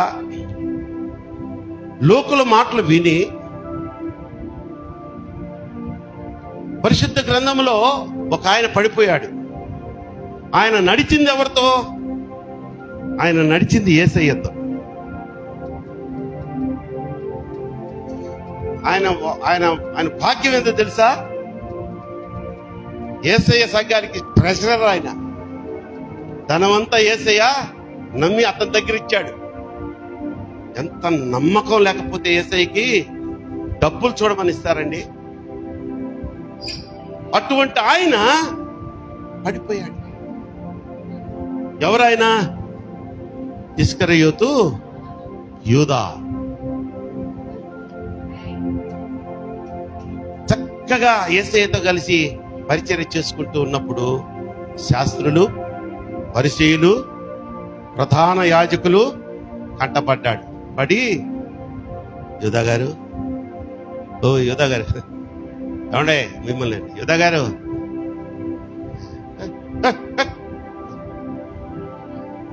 చాలా కఠినంగా ఉన్నాడు ఫస్ట్ లో. ఏంటంటే మా సైడ్ అసలు చూడట్లేదు అండం మొదలు పెట్టారు. అలా రోజు రోజు రోజు శోధించడం ఎక్కువైపోయింది. ఏంటంటే యేసయ్య, యేసుక్రీస్తు పట్టిస్తావా? డబ్బులు ఇస్తావా? ఎవరికనే వద్దు, డబ్బులు ఇస్తామండి. యూదా గారు, ఒకానొక రోజు ఆ మనుషుల మాటలు విని ఎంత ఇస్తావో అని అడిగి, దొరికాడరా ఈడని చెప్పి ఆయనకి ఆశ చూపించి యేసుక్రీస్తు ప్రభు వారిని పట్టించేందుకు ఒప్పందం కుదుర్చుకొని యేసుక్రీస్తు ప్రభు వారిని పట్టుకొని తీసుకొని వెళ్ళి ఇక చిత్రహింసలు పెట్టడం మొదలు పెట్టారు. వెంటనే సిలువెక్కించలేదు కదా. ఎప్పుడైతే ఈ సాతానుడి యొక్క ప్రణాళిక యూదాలో చేరి యూదా ద్వారా యేసయ్యను పట్టించే ప్రణాళిక నెరవేరిందో, సాతానుడు వదిలేశాడు యూదాని. సాతానుడు ఎప్పుడైతే వదిలేశాడో యూదాని, అతనికి జ్ఞానోదయం కలిగింది. నేనేంటి ఇక్కడున్నాను, యేసయ్య ఏంటి కొడుతున్నారు, నేను పట్టించానా అని అప్పుడు పశ్చాత్తాపడి ఆయనకిచ్చిన ఎన్నమ్మా ఈ వెండి నాణాలు 30 తీసుకెళ్లి మొహాన కొట్టాడంట. వాడు మొహాన, ఆ ప్రధాన యాజకులు వాళ్ళు, మీరు తీసేసుకోండి, నాకొద్దు, యేసయ్యను వదలండి అంటున్నాడు. ఆహా అన్నగారు, పిచ్చోడా, దొరకాల్సినప్పుడు దొరికావరా నువ్వు, ఇంకేంట్రా అని చెప్పి చేస్తే ఆ బాధ భరించలేక ఏం చేసుకున్నాడు? ఒక కొండ మీదకి వెళ్ళి ఊరేసుకొని చచ్చిపోయాడు. మనుష్యుల మాటలు వింటే ఇంతే. శాస్త్రులు, పరిసయ్యులు, ప్రధాన యాజకుల మాట యూదా విన్నాడు. యేసయ్యను ఆనుకొని తిరిగిన ఆయన ట్రెజరర్, కోశాధికారి అయినటువంటి యూదా ఆధ్యాత్మిక జీవితంలో పతనం అయిపోయాడు తల్లి. ఇంకొక ఆయన ఉన్నాడు పేతురు. అసలు యేసయ్య అంటే ప్రాణం పేతురికి. నడిచేటప్పుడు కూడా భుజాలు రాసుకుంటూ నడుస్తుంటారు, అంత ఇష్టం యేసయ్య అంటే. ఇప్పుడు కొంతమంది ఫ్రెండ్స్ ఉంటారండి, వాళ్ళు నడిచేటప్పుడు మరి ఇటువంటి విషయాలు చెప్పొచ్చో లేదో కానీ ఫ్రెండ్స్ కంటే కూడా బాయ్ ఫ్రెండ్, గర్ల్ ఫ్రెండ్ పోయేటప్పుడు చూడండి రోడ్లలో, వాళ్ళ కర్మేందో కానీ నా కర్మేందో కానీ నా కంట్లోనే పడుతుంటారు. అబ్బో అసలు ఇక ఆయన భుజం మీద చేస్తాడు, రోడ్లో భుజం మీద చేసుకొని తీసుకెళ్తుంటాడు. ఆపి నా భుజం మీద చెయ్యి తీ అందాం అనుకుంటే మళ్ళీ నాకే, ఒకవేళ చెల్లి అయి ఉండొచ్చుగా, చెల్లి అయినా అంత టూ మచ్ చేస్తారు ఎవరన్నా. ఎందుకు చెప్తున్నానంటే కొంతమంది స్నేహితులు కూడా ఇట్లా భుజం మీద చేసుకుని వెళ్తుంటారు ఒకళ్ళ మీద, అంటే అది ఇష్టం అనమాట వాళ్ళకి. అటువంటి పేతురు గారు, అంత విశ్వాసి, అంత నమ్మకం కలిగినటువంటి పేతురు గారిలో సైతాను గాడి చేరి, యేసయ్య ఉండి, నేను మిమ్మల్ని అందరిని విడిచి పరలోకం వెళ్ళిపోయే సమయం దగ్గర పడింది, మనుష్య కుమారుడు కొట్టబడతాడు, కాపరిని కొట్టినప్పుడు కావలి కాయలు గాయపడుతున్న గొర్రెలైన మీరందరూ మంద చెదిరిపోతుంది, ఇది అతి త్వరలో సంభవించబోతుందంటే పేతురు ఏమన్నాడు అక్కడ? ఏంటి ప్రభువా, ఇది ఒక ప్రణాళిక, నెరవేర్చబడాలా, ప్రపంచం యేసయ్య మరణం పొందాలి మన కోసం. పక్కనే పేతురులోకి సైతాను గాడు దూరి, నీకు అది జరగకుండా ఉండును గాక, నీకు అది సంభవించకుండా ఉండును గాక అన్నాడు. అడ్డుకుంటున్నాడు యేసయ్యని, ఆ యేసయ్య ప్రణాళికను, ఆయన వచ్చిన ప్రణాళికను అడ్డుకుంటున్నాడు. ఎవరు? పేతురు. వెంటనే పేతురుని ఏమనాలా దేవుడు? పేతురా నోరుమూయి, దుర్మార్గుడు అనొద్దు. ఎవరిని గద్దిస్తున్నాడు దేవుడు? సైతానా. ఆయనకి తెలిసి, ఒరే సైతిగా, నువ్వు ఈళ్ళ దూరావా, పేతుర్లో దూరేవా, పోతలకి యూజ్లెస్ ఫెలో అనలేదులే, పో అన్నాడు సైతానా. సైతానుని గద్దించాడు. మనలో కూడా ప్రియమైన దేవుని బిడ్డలారా, సంఘపక్షంగా, సమాజ పక్షంగా, నీ ఆధ్యాత్మిక జీవిత పక్షంగా ఇతరుల గురించి ఏదన్నా ఒక విషయం తెలిసినప్పుడు ముందు ఇది సైతానుగాడు కలుగజేస్తున్న తలంపు. సైతాన్ని నువ్వే గద్దించాలి. సైతాన పో, ఇటువంటి పిచ్చి పిచ్చి తలంపులు నాకు రానివ్వబాకు, ఇటువంటి పిచ్చి పిచ్చి మాటలు నాకు వినిపించబాకని చెప్పాలా. దేవునికి స్తోత్రం చెప్దాం. హల్లెలూయా. ఒక సంఘములో నిన్ను దేవుడు ఏర్పాటు చేసినప్పుడు ఆ సంఘానికి కట్టుబడి ఉండాలా, ఆ సంఘంలో సెట్ అయిపోవాలా. దైవజనుడు నోటి నుంచి వచ్చిన మాట ఏదైనా హృదయానికి తాకితే, ఒక్కొక్కసారి నేను తీవ్రంగా మాట్లాడినప్పుడు కొంతమంది తల్లులు నవ్వుతుంటారు. నిజంగా నాకు చాలా సంతోషం వేస్తుంది. అరే, బిడ్డలు సీరియస్ గా తీసుకోకుండా నవ్వుతున్నారంటే వాళ్ళకి తగిలినా ఏంటి పాస్టర్ గారు ఎప్పుడు ఇట్లా మాట్లాడతాడు అనకుండా, దేవుడు మాట్లాడేది కరెక్టే, నువ్వు చెప్పింది కరెక్టే హక్కులు అన్నట్టుగా దే యాక్సెప్టెన్స్ అన్నమాట. ఆ నవ్వులో పోయిన వారం మందిరానికి ఎలా రావాలని చెప్పాను? ఆసక్తిగా రావాలి, ఆశగా రావాలా, సమయానికి రావాలా. 10:30 అంటే 12కు కూడా వస్తూ ఉంటారు కొంతమంది తల్లులు. అన్న ఇప్పుడు ఎవ్వరు ఇంకా రాలే, ఇలా కూర్చో అన్నారు. ఆ మాట అన్నానా లేదో, నా ప్రియ కుమార్తె వచ్చింది. ఆ మాట వింటే అమ్మాయి యాక్చువల్గా ఇతరులు వింటే ఉగ్ర రూపం దాల్చి ఈ వారం రాకూడదు, కానీ వచ్చి కూర్చొని ఉంది. దేవునికి స్తోత్రం చెప్తా. హల్లెలూయా. కానీ ఇంకోటి కూడా చెప్పేదా, 11:30కే వచ్చింది. అంటే మారు మనసు అన్నమాట. సో మనము ఇంకో చిన్న ఉదాహరణ చెప్పేదా, హీరో హోండా మోటార్ సైకిల్ ఉంది, బుల్లెట్ మోటార్ సైకిల్ ఉంది. బుల్లెట్ పెద్దదా, హీరో హోండా పెద్దదా? బుల్లెట్ పెద్దది. హీరో హోండా ఇంజన్ తీసేసి బుల్లెట్ ఇంజన్ తీసుకొచ్చి హీరో హోండాకి పెడితే సెట్ అవుద్దా? అవదు. ఎలా ఈ చిన్న ఒక మోటార్ సైకిల్కే దాని ఇంజన్ తీసి దీని ఇంజన్ లో పెడితే సెట్ కాదు, నీకోసం ఏర్పాటు చేయబడినట్లు సంఘం అమ్మా ఇది. అన్నా, నీకోసం ఏర్పాటు చేయబడిన సంఘం, నీకోసం కన్నీరు గార్చే సేవకుడు ఉన్నాడు, నీకోసం కన్నీరు గార్చే విశ్వాసులు ఉన్నారు. ఇంత మంచి సంఘాన్ని పెట్టుకొని నువ్వు సెట్ గాని ఎక్కడికో పోతానంటావేంటి? నువ్వు పోయినా సెట్ కావు, తిరిగి మళ్ళీ ఇక్కడికే రావాలనా?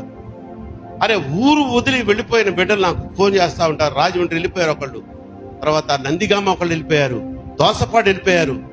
వాళ్ళు ఇప్పటికి ఫోన్ చేసి, ఏమన్నా చెప్పండి అంకులు, మన చర్చిలో ఉన్న ఆప్యాయత ఇక్కడ మాకు అస్సలు కనపట్టలేదు, ట్రాన్స్ఫర్స్ పెట్టుకుంటాం, మేము త్వరగా వచ్చేయాలనుకుంటున్నాం. నేను కూడా, అమ్మా తొందరగా రండిరా, తొందరగా ట్రాన్స్ఫర్లు అవ్వాలని నేను కూడా ప్రార్థన చేస్తానమ్మా అని చెప్తా. వేలాంగిణి మీకు తెలుసు, తర్వాత సుజాత మీకు తెలుసు, ప్రమీల మీకు తెలుసు, వీళ్ళ గురించి చెప్తున్నాను. ప్రియమైన దేవుని బిడ్డలారా, మనము మనుష్యుల మాటలు నమ్మకూడదు, సైతానుగాడి మాటలు అస్సలు నమ్మకూడదు. చివరిగా ఆదాము అవ్వ గురించి ఒక మాట చెప్పి ఈ వాక్య పరిచయంలోంచి మనం ముగించుకొని చివరి ప్రార్థన ఆశీర్వాదంలోకి వెళ్ళిపోతాం. ముగింపులోకి వచ్చేసాం. ఆదాము అవ్వ దేవునికే సృజించబడి ఏదోను తోటలో ఆయనతో స్నేహితుల్లాగా తిరుగుతున్న సమయంలో ప్రతిరోజు ప్రభు వారు వచ్చేసి అదామా ఏంటి విశేషాలు, ఏముంది ప్రభా, ఈరోజు ఏం భోజనం చేశారు, ఈరోజా యాపిల్ పళ్ళు తిన్నాం, ద్రాక్ష పళ్ళు తిన్నాం, పనసకాయ బాగా బాగా బాగా మాగింది ప్రభా, పనసకాయ పళ్ళు తిన్నాం. రైట్, సపోటాలు కూడా బాగున్నాయే, అవి రాత్రికి భోజనం చేస్తాలే ప్రభా. ఇలా నార్మల్ గా మాట్లాడుకుంటుంటే వాళ్ళట ఏదో తోటలో. ప్రభు వారు కూడా పరలోకంలో దేవదూతలు పోతే పరిశుద్ధుడు పరిశుద్ధుడు పరిశుద్ధుడు పరిశుద్ధుడు పరిశుద్ధుడని ఆయన్ని కోటాను కోట్ల దేవదూతలు కొనియాడుతున్నా ఉండలేకపోయాడంట అక్కడ. ఎందుకంటే నా బిడ్డలు నేను కలుసుకోవాలా. ఎవరు? మనన్నమ్మ. ఈ మొహాల్ని సరిగ్గా ఒక్కోసారి బ్రష్ కూడా చేయమను, సబ్బేసి మొహం కూడా తరగం, పాసి మొహాలు మనకి. ఈ మొహాల్ని కలుసుకునే దానికంట ఆశపడి ఆయన వచ్చేస్తాడంట. ఉండలేడట ఆయన, ఉండలేడట పరలోకంలో. అంత ప్రేమ గల తండ్రి ఆదాము దగ్గరికి ఓ రోజు వస్తే దాంకొని ఉన్నారు. ప్రభు రావద్దు, ప్రభు రావద్దు, మేము మా దగ్గర బట్టలు లేవరు. వారి నీకు బట్టలు లేవని ఎవరు చెప్పాడు నీకు? ఏం జరిగిందంటే ఒక రోజు ఇంత సంతోషంగా ఏం తిన్నావు, పరలోకంలో ఏంది ప్రభువా? ఈ ఆదాం అడిగేవాడు. ఏం లేదురా, ఈరోజు బాగానే జరిగింది ఆరాధన. అంత సంతోషంగా ఉన్న స్థితి చూసి ప్రభు వారు రేపు వస్తానా నెలిపోంగులోనే బయట నుంచి ఇటు చూస్తున్నాడు. ఎవడు? సత్తిగాడు, సాతానుగాడు. ఓరి ఓరి ఓరి ఓరి ఓరి ఓరి నన్ను దోసిపాడు నువ్వు ఇక్కడికి పరలోకం నుంచి, వీళ్ళతో నువ్వు ఆనందంగా ఉంటావా? నువ్వు నాయన వీళ్ళ సంగతి నేను చూసుకుంటానని అక్కడి నుంచి కంచె బయట నుంచే, తోట కంచె ఉంది కదా, కంచె బయట నుంచే అవ్వమ్మకి, ఆదాం కాదు కదా వీడు, మా తల్లులారి మీరేగా తొందరపడి పడిపోయేది. చందన బ్రదర్స్ అన్నంలో పడిపోతారు, తుమ్మిడి బ్రదర్స్ అంటే పడిపోతారు అన్నాడండి. అసలు పురుషుడే అనుకుని సర్పం అన్నారులే. ఎవరు అంతమంది పిలిచిన వాళ్ళు లేదు, మాట్లాడిన వాళ్ళు లేదు. ప్రభువే పుట్టాడు. పోవచ్చా అవ్వమ్మ? రా, ఏంది అంటే అనుకుందాం. వెళ్ళొచ్చా అవ్వమ్మ? ఏంది అని వెళ్ళింది, అయిపోయింది. ఇది నిజమా? ఏంటి నిజమా? ఈరోజు ఏం తిన్నావు? సపోటాలు తిన్నాను, పనసపళ్ళు తిన్నాను, యాపిల్ పళ్ళు తిన్నాను. మరి అయ్యేంటి భలే మెరుస్తున్నాయండి. అవి తినొద్దని చెప్పాడు మా ప్రభు. ఎందుకు? అవి తింటే నిశ్చయంగా నువ్వు చస్తావని చెప్పాడండి. పిచ్చిదానా, అదేనే మీ ప్రభు చేసిన మోసం. అవి తింటే ఆయన కంటే గొప్ప వాళ్ళు అయిపోతారు మీరు అనేటప్పటికి వచ్చింది, తినింది, ఆదాముకి తినిపించింది. నెక్స్ట్ మూమెంట్ లో ప్రభు వారు రానే వచ్చారు. మేము దిగంబరుల మీద ఉన్నారు. ఆ దిగంబరత్వం గురించి ఎందుకు నీకు తెలిసిందో ఆయనకు అర్థమైపోయింది. నేను చేయొద్దన్న పని ఏమైనా చేసావా అన్నాడు. అవును ప్రభువా, నీవు నాకు ఇచ్చిన ఈ స్త్రీ అన్నాడే గాని అక్కడ క్షమాపణ అడగల. తెలుసో తెలియకో ఇద్దరం చేశామయ్యా అని అడగొద్దు. ఆదాము ఆమె మీద దొరిచాడు. ఆమెను అడిగితే అదిగో ఆ సర్పం అనేది. మీరు అసలు ఈ తోటలో ఉండేదానికి అస్సలు అర్హులు కాదని ఆదికాండము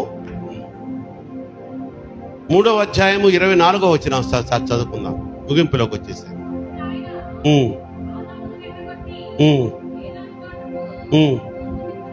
ఆదామునంటే ఏం చేశాడమ్మా? వెళ్ళగొట్టి అన్నాడు. వెళ్ళగొట్టి అంటే తరిమాడు అనమాట యాక్చువల్గా. అప్పుడు దాకా ఆదామా ప్రభువా ఏంటన్నా ఏం తిన్నావు అన్నా అంత ప్రేమ గల తండ్రి తరివేశాడంట, తరం కొట్టాడు, వెళ్ళగొట్టాడు, తలుపులు వేసేసాడు. దానికి ఒక అగ్ని జ్వాలల వంటి కాపలా కొట్టాడు. మళ్ళీ ఈడు వస్తాడు, సత్తిగాడిని కూడా తీసుకొస్తాడు మళ్ళీ తోటలోకి. ఈ అంత నాశనకరమైన స్థితి ఎందుకు జరిగిందయ్యా అంటే మనం మూలవాక్యం ఏం చదువుకున్నాం తల్లి? మనం మత్తయి సువార్త 24:24 ఒకసారి చదవండి.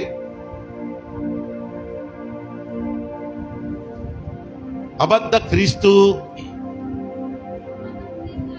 అబద్ధపు క్రీస్తులను, అబద్ధపు ప్రవక్తలను వచ్చి సాధ్యమైతే ఏర్పరచబడిన మనలను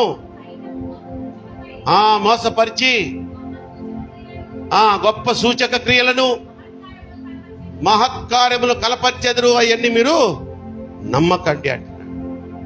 ఇవి రాకడకు సూచనలు. నేను రెండో రాకడకు రావడానికి ముందు సూచనలు ఏంటి ప్రభు అని మీరు అడిగారు కదా, ఇవి సూచనలు. అమ్మా, ఇప్పుడు ఒక ప్రశ్న వేస్తున్నాను, ఇవన్నీ జరుగుతున్నాయా లేదా? మా సంఘం గొప్ప, మా సంఘం గొప్ప, మా సంఘంలో 50,000, మా సంఘంలో భోజనాలు పెడతారు, ఫ్రీ మీల్స్. ఒక పాస్టర్ గారు చెప్తున్నాడు, అన్నా ఉన్నాడు జూనియర్, ఇప్పుడు మంచి బాగా డెవలప్ అయ్యాడన్నా. మంచిదే కదా దేవుని కృప అంటే. దేవుని కృప మొహం అన్నా, ఏందమ్మా అంత మాట్లాడినావు అంటే, నా దగ్గరికి వచ్చి సలహా ఇస్తాడు, పాస్టర్ గారు సంఘం పెరగాలంటే ప్రతి వారం భోజనాలు పెట్టేయండి అన్నాడు. ఆయన పెట్టొచ్చు ప్రతి వారము, మరి ఇంత మనకి స్తోమత ఉండాలి కదండి. నువ్వు అప్పో సప్పో చేసుకొచ్చి పెట్టు, ఒక 5 నెలలు 6 నెలలు సంఘం పెరిగిపోతే భోజనాలు అంటే పరికిస్తారు ఇల్లు. ఇక ఆ తర్వాత వాళ్ళ మీద రుద్దేద్దాం అన్నాడు. అంటే వాళ్ళ చేతే పెట్టించేద్దాం. ఎంత దుర్మార్గపు ఆలోచనలమ్మా సేవకులకి. ఇది దేవుని ఆలోచన ఉన్నవాడు, దేవుని జ్ఞాన ఆత్మతో నడిపించబడేవాడికి ఇటువంటి ఐడియాలు వస్తాయా? భోజనం కోసం వస్తామా మనం? ఎవరి కోసం వస్తున్నాం మనం? యేసయ్య కోసం వస్తున్నాం. యేసయ్యని కలుసుకుందామని వస్తున్నాం. యేసయ్య మాటలు విందామని వస్తున్నాం. యేసయ్యని మన పాటలతో స్తుతించి ఆరాధించి మెప్పించి, ఆ మెప్పింపు ద్వారా మనం మెప్పించి కృపను పొందుకుందామని వస్తున్నాం.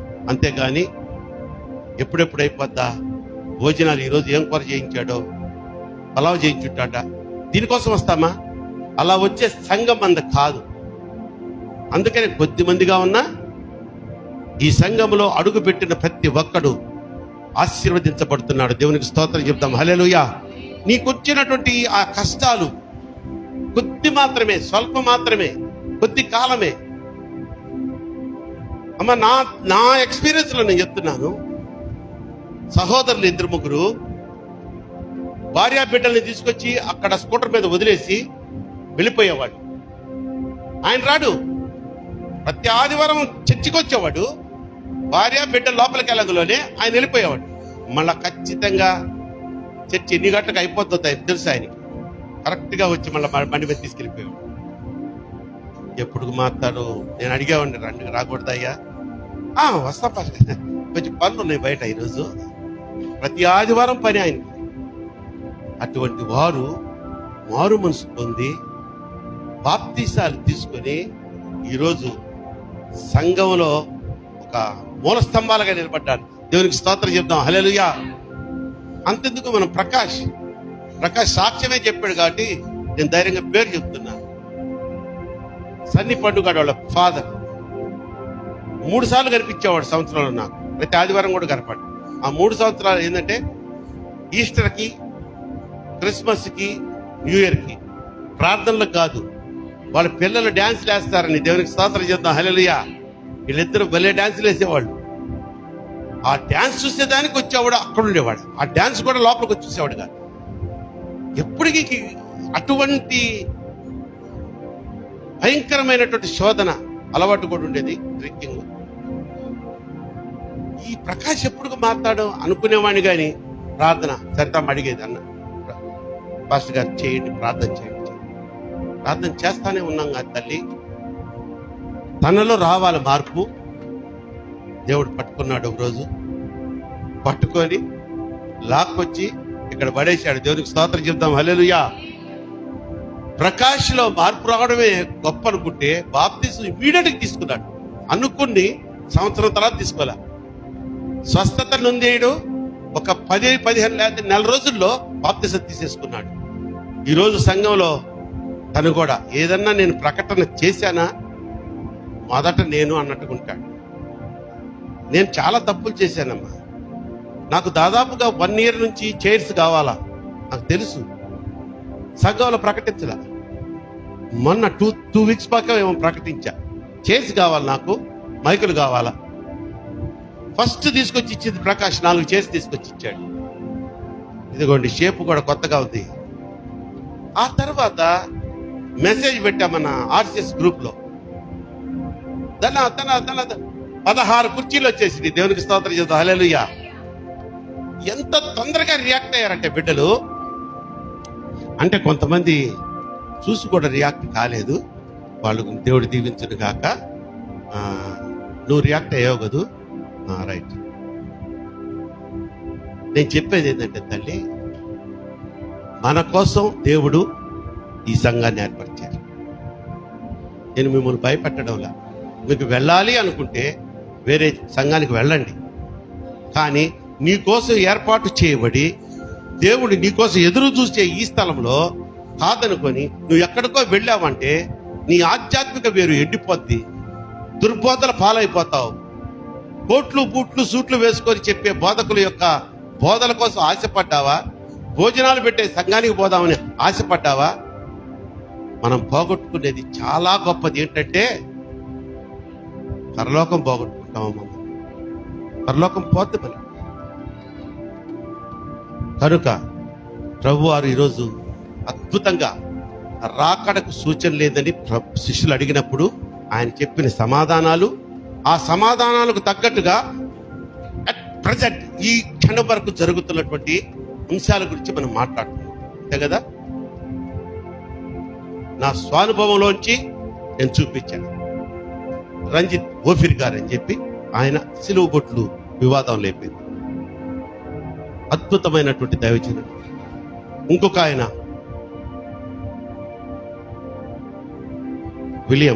ఎడ్వర్డ్ విలియం కుట్టం గారు.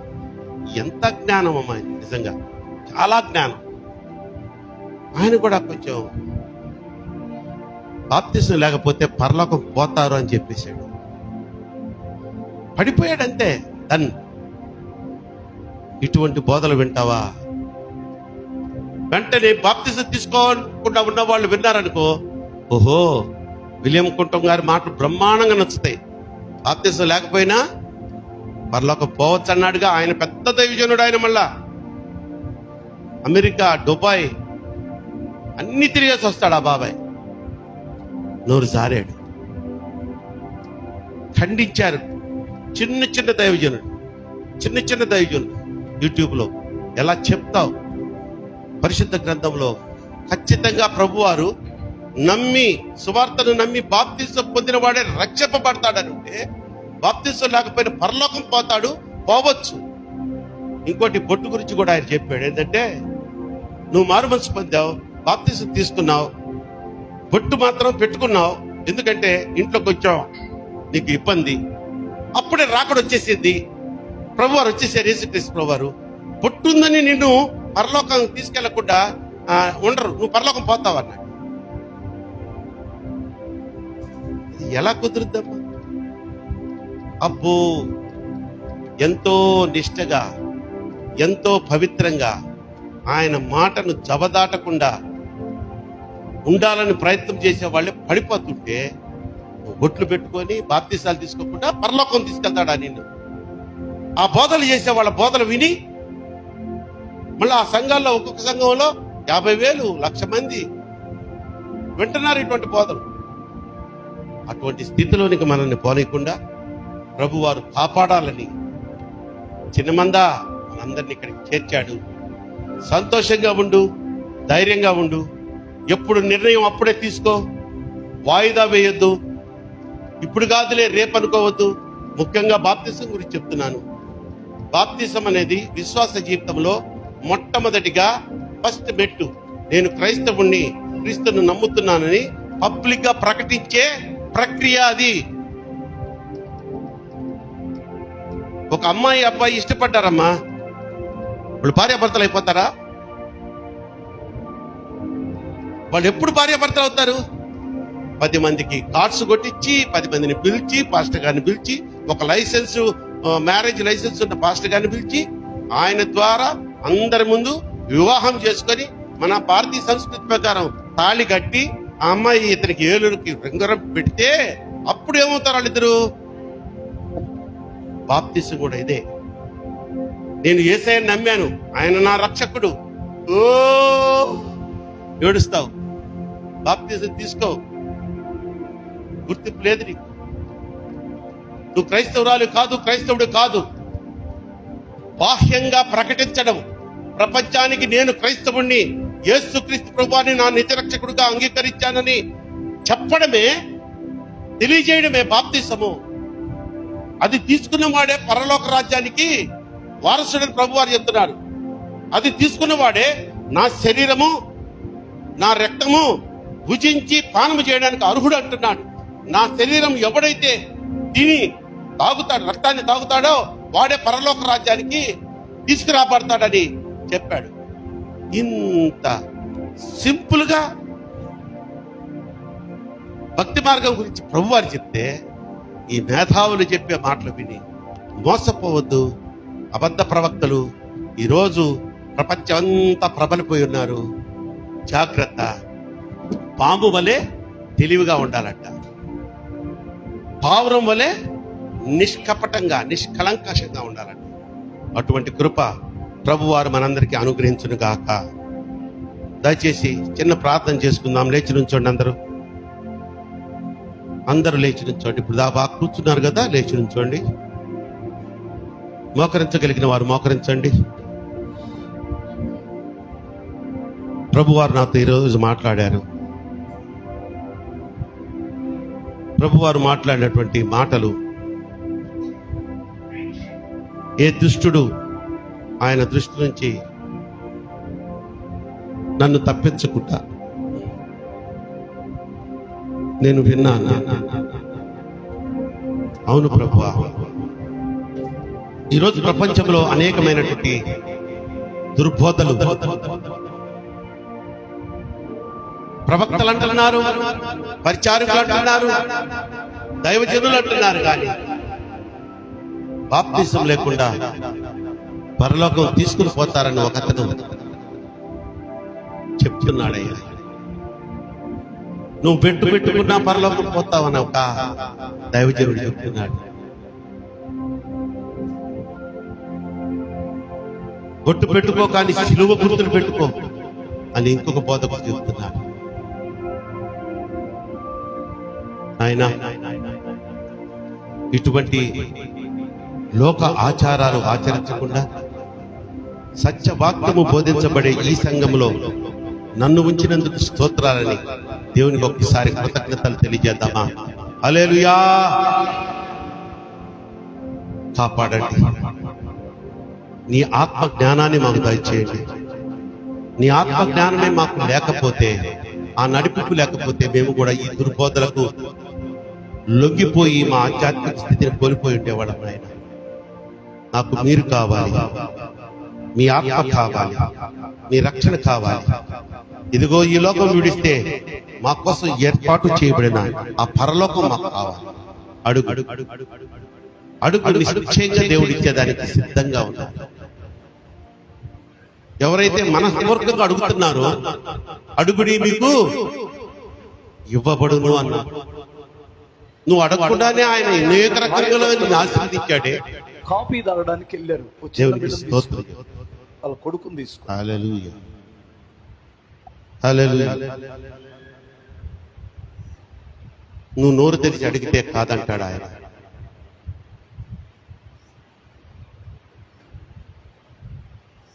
యూదా చెప్పుడు మాటలు విని అప్పటి వరకు యేసయ్యతో గడిపిన జీవితాన్ని పోగొట్టుకొని ఉరి పెట్టుకొని చచ్చిపోయాడు. ఆదాము అవ్వలు ఆజ్ఞాతిక్రమము చేసి దేవునితో కలిసి తిరిగి సంభాషించే ఆ యోగ్యతను కోల్పోయారు. సంసోను కూడా తన బల రహస్యం గురించి చెప్పకూడని స్త్రీకి చెప్పి తన బలాన్ని పోగొట్టుకున్నాడు, తన జీవితాన్ని వ్యర్థం చేస్తున్నాడు. కనుక అబద్ధ ప్రవక్తల బోధలు వినొద్దన్నాడు ప్రభువారు, మనుషుల బోధలను వినొద్దన్నారు. ఇవి సంభవించినప్పుడు నా రాకడకు దినములు దగ్గర పడ్డాయని మీరు గ్రహించి ఇంకా భక్తి విశ్వాసంలో బలపడండి, ముందుకు సాగిపోమని ప్రభువారు ఆ రోజు శిష్యులతో చెప్పారు. ఈ రోజు మనతో చెప్పారు. నమ్మితే దేవునికి స్తోత్రం చెప్పు. హల్లెలూయా, హల్లెలూయా, హల్లెలూయా. yes, ఇటువంటి యేసయ్య మాకు కావాలి. యేసు సత్య బోధనను బోధించే సంఘం మాకు కావాలి. అంతేగాని పాస్టర్ గారు అలా అన్నాడు, పాస్టర్ గారు ఇలా అన్నాడు, మీ పాస్టర్ గారు ఇలా గట్టగా, మీ పాస్టమ్మ అలా గట్టగా, మీ సంఘ పెద్దలు అలా గట్టగా, బయట వాళ్ళు ఎవడో లేనిపోయిన మాటలు చెప్తూ ఉంటే వాటిని నిజమని నమ్మి నీ కోసం ఏర్పాటు చేయబడి నీ కోసం ఉపవాసించి ప్రార్థించే బిడ్డలు వదిలి ఎక్కడికన్నా వెళ్ళిపోతావు అనుకుంటున్నావేమో. ఎక్కడికి వెళ్ళినా ఆధ్యాత్మికమైన నీ చెట్టు వేరు ఎండిపోతుందే కానీ నువ్వు ఎక్కడ నాటపడ్డావో అక్కడే ఉండేదానికి ప్రయత్నం చేయి. అటువంటి కృప ప్రభు మనందరికీ దయచేయుగాక. ప్రభు ఆ స్తోత్రం నాయన. అల్పుడను అయోగ్యుడనైన నన్ను మరొకసారి నీ దివ్యమైనటువంటి వాక్య ధ్యాన పరిచర్యలో వినియోగించుకున్నందుకు స్తోత్రాలు.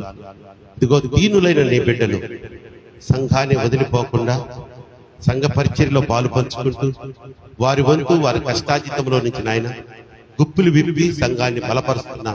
ఇదిగో నీ దీనులైన బిడ్డలు నీ ఎదురుగా నిలబడి ఉన్నారు. ప్రతి ఒక్కరిని ఎవరిని దాటిపోవద్దు. ఆన్లైన్ లో ఉన్న బిడ్డలు ఎంతో భక్తి శ్రద్ధలతో ఈ రైల్వే స్టేషన్ సమాజ మందిరంలో జరిగే ఆరాధనలో పాలు పంచుకుంటున్నారు. వారిని దాటిపోవద్దు.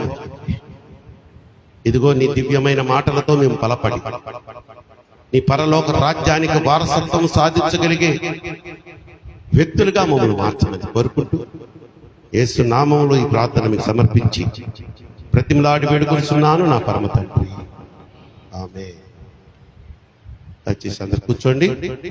కృతజ్ఞత కానుకలు సమర్పించుకున్న వారు, సిద్ధపడి వచ్చిన వారు ఎవరైనా ఉన్నట్లయితే దయచేసి ముందుకు రండి.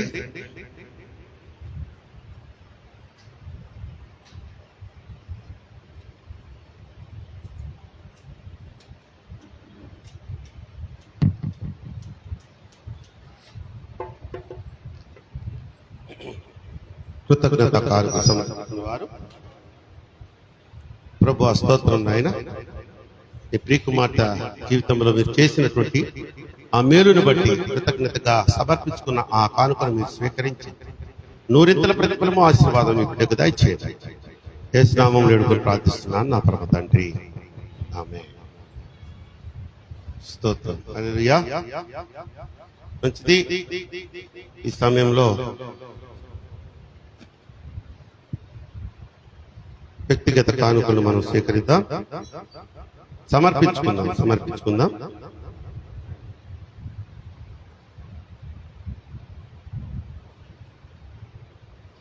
పట్టండి.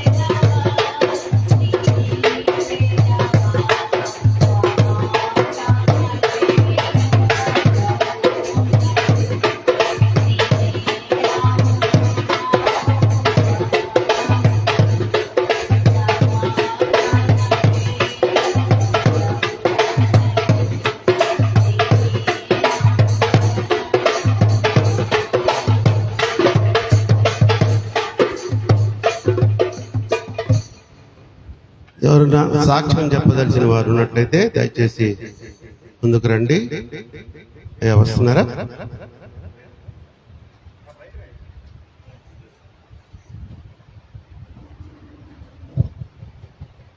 హల్లెలూయా. అందరికీ వందనాలు. 3 సాక్ష్యాలు. మరి జెరూషా మ్యారేజ్ ఫిక్స్ అయ్యి నిశ్చితార్థం కూడా దేవుడు ఎంతగానో సహాయం చేసి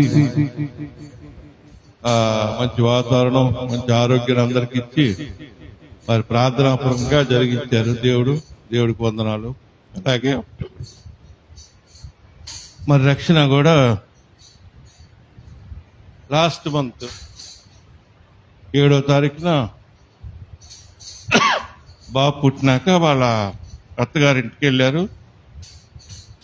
మరి కరోనా సమయంలో ఇబ్బంది అయింది, పడతారో అనుకున్నా, కానీ దేవుడు క్షేమంగా రిజర్వేషను ప్రయాణంలో సహాయం చేసి మరి చిత్తూరు వెళ్ళి బిడ్డతో ఫస్ట్ టైం వెళ్ళటం, మరి 4 రోజులు వాళ్ళందరి మధ్యన గడుపుకొని సంతోషంగా మళ్ళీ తిరిగి ప్రయాణంలో కూడా ఎటువంటి ఇబ్బంది లేకుండా 10వ తారీఖున మళ్ళీ భర్త బాబు సంతోషంగా వచ్చారు. దేవునికి వందనాలు. అలాగే మరి జెరూషా పెళ్లి కార్డులు కూడా వచ్చినాయి, దానికి కూడా దేవుడు ఎంతగానో సహాయం చేశారు. దేవునికి వందనాలు.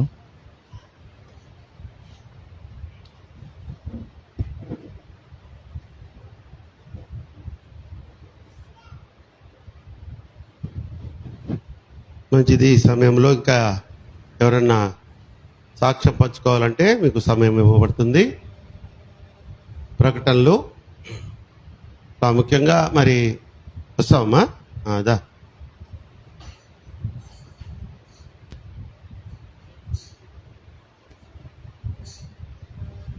దేవుడి పేరిట మీ అందరికీ వందనాలు.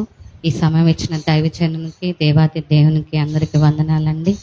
మరి నా స్థితి అనేది ఎవరికి తెలుసు, ఎవరికి తెలియదో నాకైతే తెలియదు, కానీ నా దేవాతి దేవునికి తెలుసు. మరి నేను టైలరింగ్ చేస్తూ ఉన్నాను. మరి దాంట్లో మరి నాకైతే ఒక బ్లౌజ్ మగ్గం వర్క్ చేయమని ఇచ్చారు. ఆ మగ్గం వర్క్ చేసి వాళ్ళకి ఇచ్చినప్పుడు నాకు 1500 డబ్బులు ఇస్తానని చెప్పి వాళ్ళు ఇచ్చారండి. ఇచ్చినప్పుడు నేనైతే, ప్రభువా నువ్వు నాకు దయచేసావు, మరి నాకున్న స్థితి నీకు తెలుసు, నాకున్న పరిస్థితి నీకు తెలుసు, నాకు ఈ డబ్బులు ఎంత అవసరమో నీకు తెలుసు అని చెప్పి నేను ప్రయత్నం చేసుకున్నాను. వాళ్ళైతే ఫస్ట్ 1000 ఇచ్చారు, తర్వాత 500 ఇస్తాను, బాగా తెలిసిన వాళ్ళు ఇస్తాను అని అన్నారు. సరే అని చెప్పాను. అయితే ఆ డబ్బులు వాళ్ళు నా చేతికి ఇచ్చినప్పుడు నేనైతే చాలా సంతోషించాను. కానీ నాకు వెంటనే ఒక ఆలోచన నాకు ఎప్పటి నుంచో ఉంది. ఈ యొక్క మందిరము కట్టడానికి ముందు నుంచే నేను ఈ మందిరానికి ఒక ఫ్యాన్ ఇవ్వాలి నా కొడుకు పేరు మీద, అది నా సంపాదనతో అని చెప్పి నేను ఎప్పటి నుంచో అనుకుంటున్నాను. కానీ అది ఎందు నిమిత్తం పోస్ట్ పైన అయిందో నాకైతే తెలియదు. మరి ఆ డబ్బులు నా చేతికి వచ్చినప్పుడు నేనైతే ఫస్ట్ అనుకున్నాను, నా అవసరతల గురించి నేను ఆలోచించలేదు, కానీ దేవుడు నాకు దేవుడి మందిరానికి నేను ఇవ్వాలన్న ఆశ తలంపులతో నేను ఇచ్చాను. తీసుకొచ్చినప్పుడు అంకుల్ అన్నాడు, అమ్మ ఫ్యాన్లు ఎందుకురా, ఫ్యాన్లు చాలా ఉన్నాయి, చైర్స్ లేదు, నేను చైర్స్ తీసుకుంటాను ఈ డబ్బులతో అన్నారు. సరే అంకుల్ పర్వాలేదు, ఏదైనా కానీ దేవునికి సన్నిధికి ఇవ్వాలి అని చెప్పి నేను ఆశపడ్డాను అంకుల్ అని అన్నప్పుడు, పర్లేదమ్మా నేను తీసుకొస్తాను, నేను చేస్తానన్నాడు. అయితే నేను అవి ఇచ్చి ఒక 3 వీక్స్ అయింది. 3 వీక్స్ నేను ఇచ్చేసాను. ఇచ్చి నేను ఇంకా సంతోషం, నిజంగా నేను ఎంత సంతోషపడ్డానంటే, దేవా నాకు చాలా సంతోషంగా ఉంది ప్రభు. తర్వాత నేను ఇంటికి వెళ్ళి ఒక 4-5 డేస్ తర్వాత ఒక 4 నా దగ్గరికి వచ్చి 4 మగ్గం వర్క్ బ్లౌజులు ఇచ్చారండి. అంటే నేను ఇది గొప్పగా చెప్పట్లేదు, దేవుడు నాకు చేసిన మేలు గురించి నేను చెప్పాలని చెప్తున్నాను. దేవుడు నేను 1000 రూపాయలు ఇస్తే దేవుడు నాకు 4000 తిరిగి నాకు ఇచ్చాడు. అంటే దేవుడు నా ఎందు ఎంత దయ చూపించాడో, నా స్థితి తెలుసుకుని ఆయన నాకు ఎంతగా సహాయం చేశాడో దేవునికి నేను కృతజ్ఞతలు చెల్లించుకొనిచున్నాను. దేవునికి వందనాలు చెల్లించుకుంటున్నాను. నా స్థితిలో ఎరిగి దేవుడు నాకు ఈ సహాయం చేసినందుకు దేవునికి కృతజ్ఞతలు చెల్లించుకుంటున్నాను. మరి నాకు లాస్ట్ 2 weeks ముందు రాలేదండి. నేను బాగా ఫీవర్ వచ్చింది. ఫీవర్ వల్ల నేను రాలేదు. బాగా దగ్గు జలుబు. కానీ నాకైతే అసలు నేను మందిరానికి రాకుండా ఉంటే నాకు ఏదోలా ఉంటుంది. నేనైతే ప్రార్థన చేసుకున్నాను, ప్రభా ప్లీజ్ ప్రభా నాకు తొందరగా తగ్గించేసి నేను ఎలా అయినా కనీసం శుక్రవారం అయినా సరే నీ సన్నిధికి వెళ్ళాలి, నాకు సహాయం చేయ అని అడిగినప్పుడు నేను ఏ హాస్పిటల్కి వెళ్ళలేదండి. మరి అక్కడ బయట మెడికల్ షాప్లో డోలో 650 తెచ్చుకొని వేసుకొని ప్రే చేసుకున్నాను. దేవుడు నాకు జ్వరాన్ని అన్నిటినీ దూరం చేసి దేవుడు మందిరంలో గడపడానికి అవకాశం ఇచ్చినందుకు దేవుని కృతజ్ఞతలు. మా కొడుకు కూడా బాగాలేదు, అప్పుడు కూడా నాకు దేవుడు స్వస్థతనిచ్చి మరి నిలబెట్టినందుకు దేవునికి కృతజ్ఞతలు చెల్లించుకొనిచున్నానండి. దేవుడి చిన్న సాక్ష్యం దీవించినగా. ఆమేన్.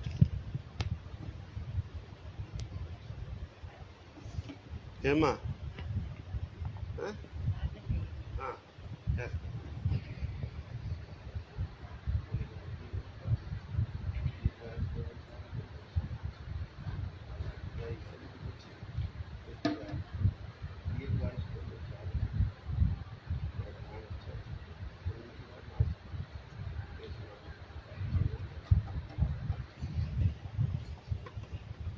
మంచిది ప్రియులరా. ఇప్పుడు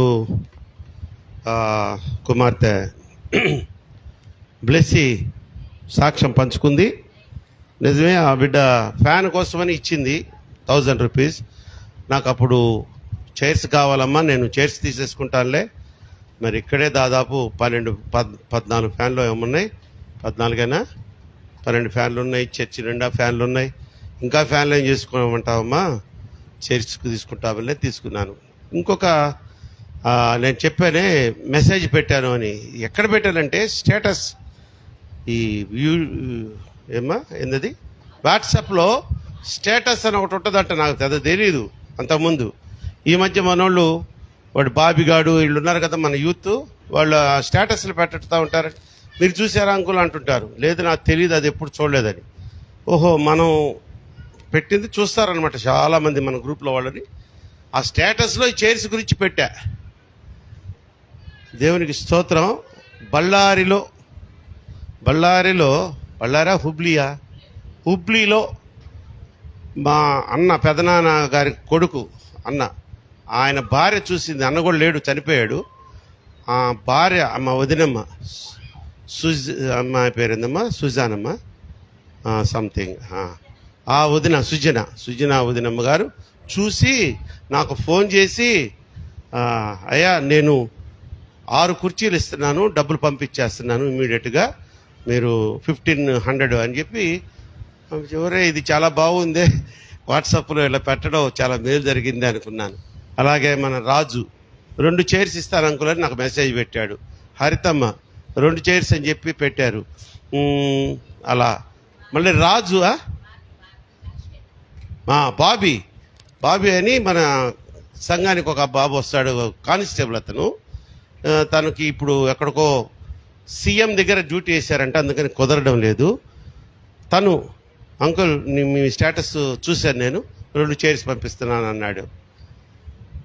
ఇంకొక తమాష ఏంటంటే, తమాష కాదు, ఇది ఒక మెరకెలే అనుకోవాలి మనం.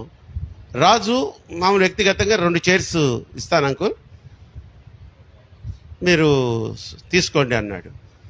నాయన కన్ఫామ్గా నువ్వు వచ్చి ఎప్పుడు సండే వచ్చి డబ్బులు ఇద్దులే, నేను కొనేపోతున్నానని కన్ఫర్మేషన్ కోసం ఫోన్ చేశా. అంకుల్ ఓ పని చేయండి, నేను 1000 రూపీస్ పంపిస్తున్నాను మీకు ఫోన్పేలో, 4 కొనండి అన్నాడు. ఓహో మార్చుకున్నావు మనసు అంటే, కాదు నిన్న నేను బైక్ దగ్గరికి వెళ్ళి బైక్ తీయబోతూ ఉంటే ఆ బైక్ పక్కన 500 రూపీస్ నోట్ పడి ఉందంట.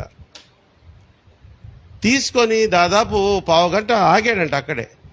అటు ఇటు ఎవరైనా ఇటు ఎత్తుక్కుంటూ వస్తుంటారేమని పోగొట్టుకున్న వాళ్ళు. ఎంతసేపు చూసినా రాలా.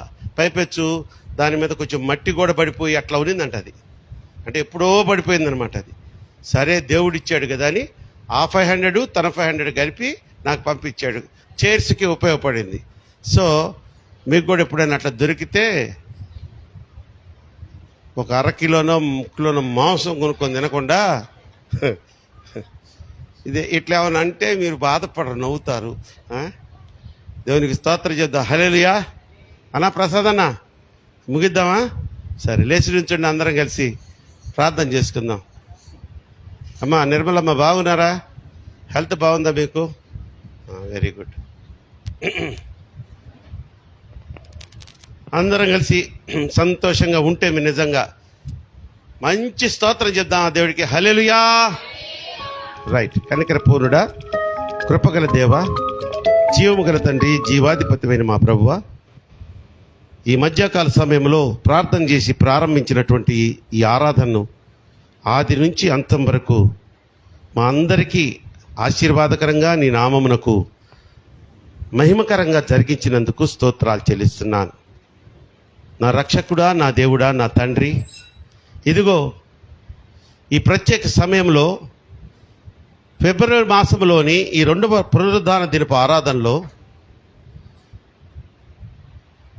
ఒక అద్వితీయమైనటువంటి రాకడ సూచనకు సంబంధించిన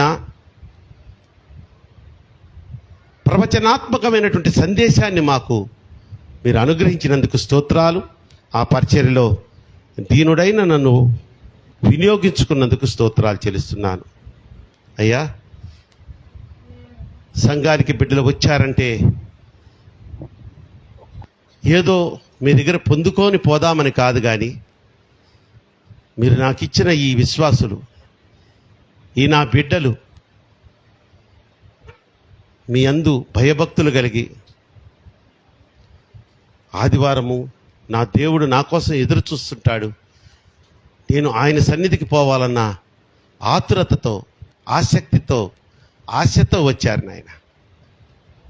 ప్రతి ఒక్కరిని మీరు ముట్టండి నా ప్రభు. మీరు సిలువలో మా కొరకు కాల్చిన రక్తాన్ని వారి మీద ప్రోక్షించండి నాయన. ఏ కీడు హాని ఎవరికి, ఈ బిడ్డలకు కానీ వారి సంబంధించినటువంటి కుటుంబీకులు కానీ ఏ హాని జరగకుండా కాచి కాపాడండి అయ్యా.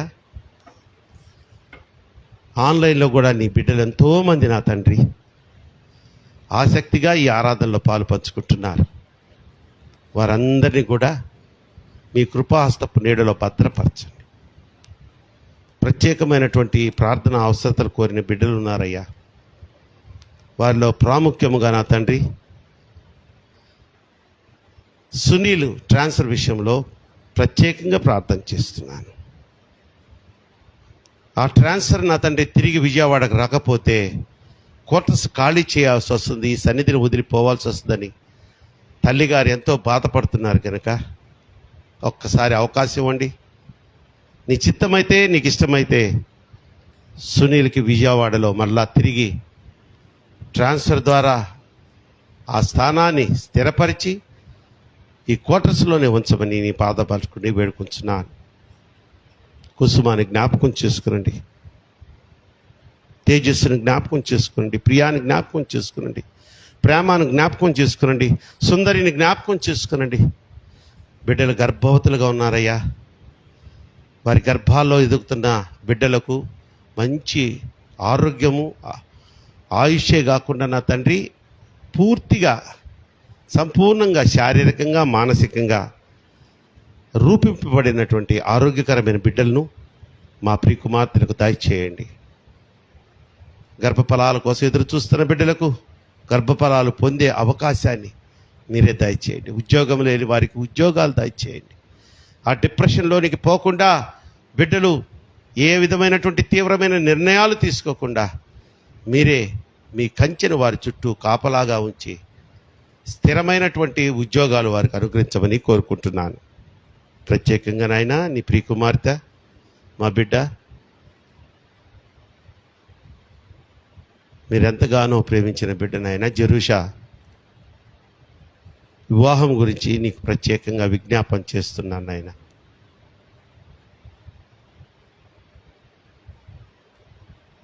ఏ శోధన లేకుండా, ఏ కొరత లేకుండా బిడ్డ వివాహము మీ ఆధ్వర్యంలో, మీ అధ్యక్షతలో మీ నడిపింపులో వైభవంగా జరిగించమని కోరుకుంటున్నాను. జతపరచబడబోతున్న జెరూష, హేమంతులనే బిడ్డలతో మీ దేవదూతల కాపుదలను అనుగ్రహించమని కోరుకుంటున్నాను. అలాగే నా తండ్రి, ఆహ్వానముల ద్వారా సంఘస్థులను నా తండ్రి పిలవబోతున్న బిడ్డలు కూడా మీరు కాచి కాపాడండి. వారి ప్రయాణాల్లో తోడు నీడగా ఉండండి. సంఘపక్షముగా ప్రతి ఒక్కరూ ఆ వివాహానికి వచ్చి బిడ్డను ఆశీర్వదించి నా తండ్రి వారి దీవెనలు తెలియజేసే నడిపింపును మా సంఘస్థులందరికీ దయచేయమని కోరుకుంటున్నాను. కృతజ్ఞత కానుక సమర్పించుకున్న కుమార్తె, సంఘ కానుకలు సమర్పించుకున్న బిడ్డలందరినీ ఆ కానుకలు మీరు ముందుగా అంగీకరించండి, స్వీకరించండి నాయన. నూరింతల ప్రతిఫలం దయచేయండి. ఆన్లైన్లో ఉన్న బిడ్డలు, జయసుందరని నా చెల్లిని దీవించండి, ఆశీర్వదించండి. బిడ్డ దూర ప్రాంతంలో ఒంటరిగా ఉంటుంది నాయన, మీరే తోడు నీడగా ఉండండి. బంటి తల్లిని, సురేష్ని నాయన, చరణ్ని కూడా దీవించి ఆశీర్వదించండి. దోనే జార్జిని జ్ఞాపకం చేసుకుంటున్నాను. జోసెఫ్ కరుణాకర్ని జ్ఞాపకం చేసుకుంటున్నాను. సుధాకర్ని జ్ఞాపకం చేసుకుంటున్నాను. వెంకటేశ్వరుని జ్ఞాపకం చేసుకుంటున్నాను. వంగా మేరీ అనే సహోదరిని జ్ఞాపకం చేసుకుంటున్నాను. ఇక్కడ కూడి వచ్చిన ప్రతి బిడ్డను కూడా నా తండ్రి జ్ఞాపకం చేసుకునండి. మా అందరి బంధుమిత్రులు, రక్త సంబంధికులను జ్ఞాపకం చేసుకునండి. ముఖ్యంగా బాప్తిసంలో లేక రక్షణకు దూరంగా ఉన్న బిడ్డలకు మారు మనసు బాప్తిసం పొందే ప్రేరణ దయచేయండి.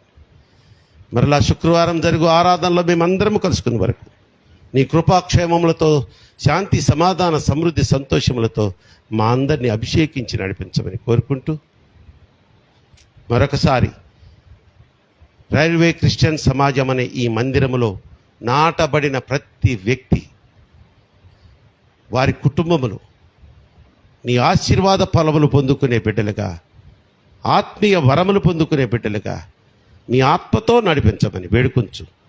మా సమస్త పాపములు క్షమించి సకల దీవులతో నింపి నేటి దినాశీర్వాదములతో మమ్మల్ని నింపి పంపుమని మా ప్రభువును మీ ప్రియకుమారుడైన యేసుక్రీస్తు వారి నామములో ఈ ప్రార్థన మీకు సమర్పించి బ్రతిమలాడి వేడుకొనుచున్నాను నా పరమ తండ్రి.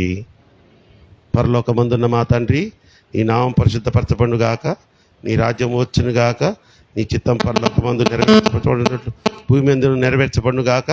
మా ఎనిదిన ఆహారం నేడు మాకు దయచేయము. మా ఇళ్ల అపరాధం చేసిన వారిని మేము క్షమించిన ప్రకారం మా అపరాధం క్షమించము. మమ్మల్ని శోధనలోకి తేక అదృష్టం తప్పించము. రాజ్యము, శక్తి, మహిమ నిరంతరము నీవే అయ్యున్నావు మా పరమ తండ్రి. మన పరమ తండ్రి ఏంటంటే దేవుని ప్రేమయు, మన ప్రభువును ప్రియరక్షకుడు అంటే యేసుక్రీస్తు వారి కృపయు, పరిశుద్ధాత్మ దేవుని అన్యోన్య సహవాసము ఇక్కడ కూడి వచ్చిన ప్రతి బిడ్డకును, ఆన్లైన్లో ఉన్న ప్రతి వ్యక్తికిని, అలాగే ఈ దినము మందిరానికి రాలేకపోయినటువంటి ఈ సంఘ బిడ్డలకును, సకల పరిశుద్ధులకును సదాకాలము తోడయుండును గాక. ఆశీర్వాదంబుల్ మా మీద వర్షింప చేయుమీశా, ఆశతో నీ సత్య వాగ్దాతము ఈ మాయి మీద కృమ్మరించుము దేవా, క్రమ్మర ప్రేమ వర్షంబు కృమ్మరించుము.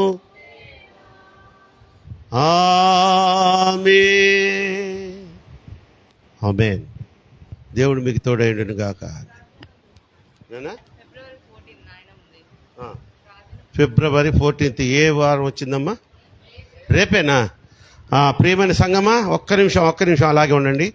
రేపు సాయంకాలం 7 గంటలకు ఇందిరా ఆంటీ వాళ్ళ అమ్మగారు, మా అత్తగారైనటువంటి జయమణమ్మ గారు మరి దేవుని సన్నిధికి చేరిన సందర్భంగా జ్ఞాపకార్థ కూడికను జరిగించుకుంటున్నాం కనుక సాయంత్రం 7 గంటలకు తప్పకుండా రండి.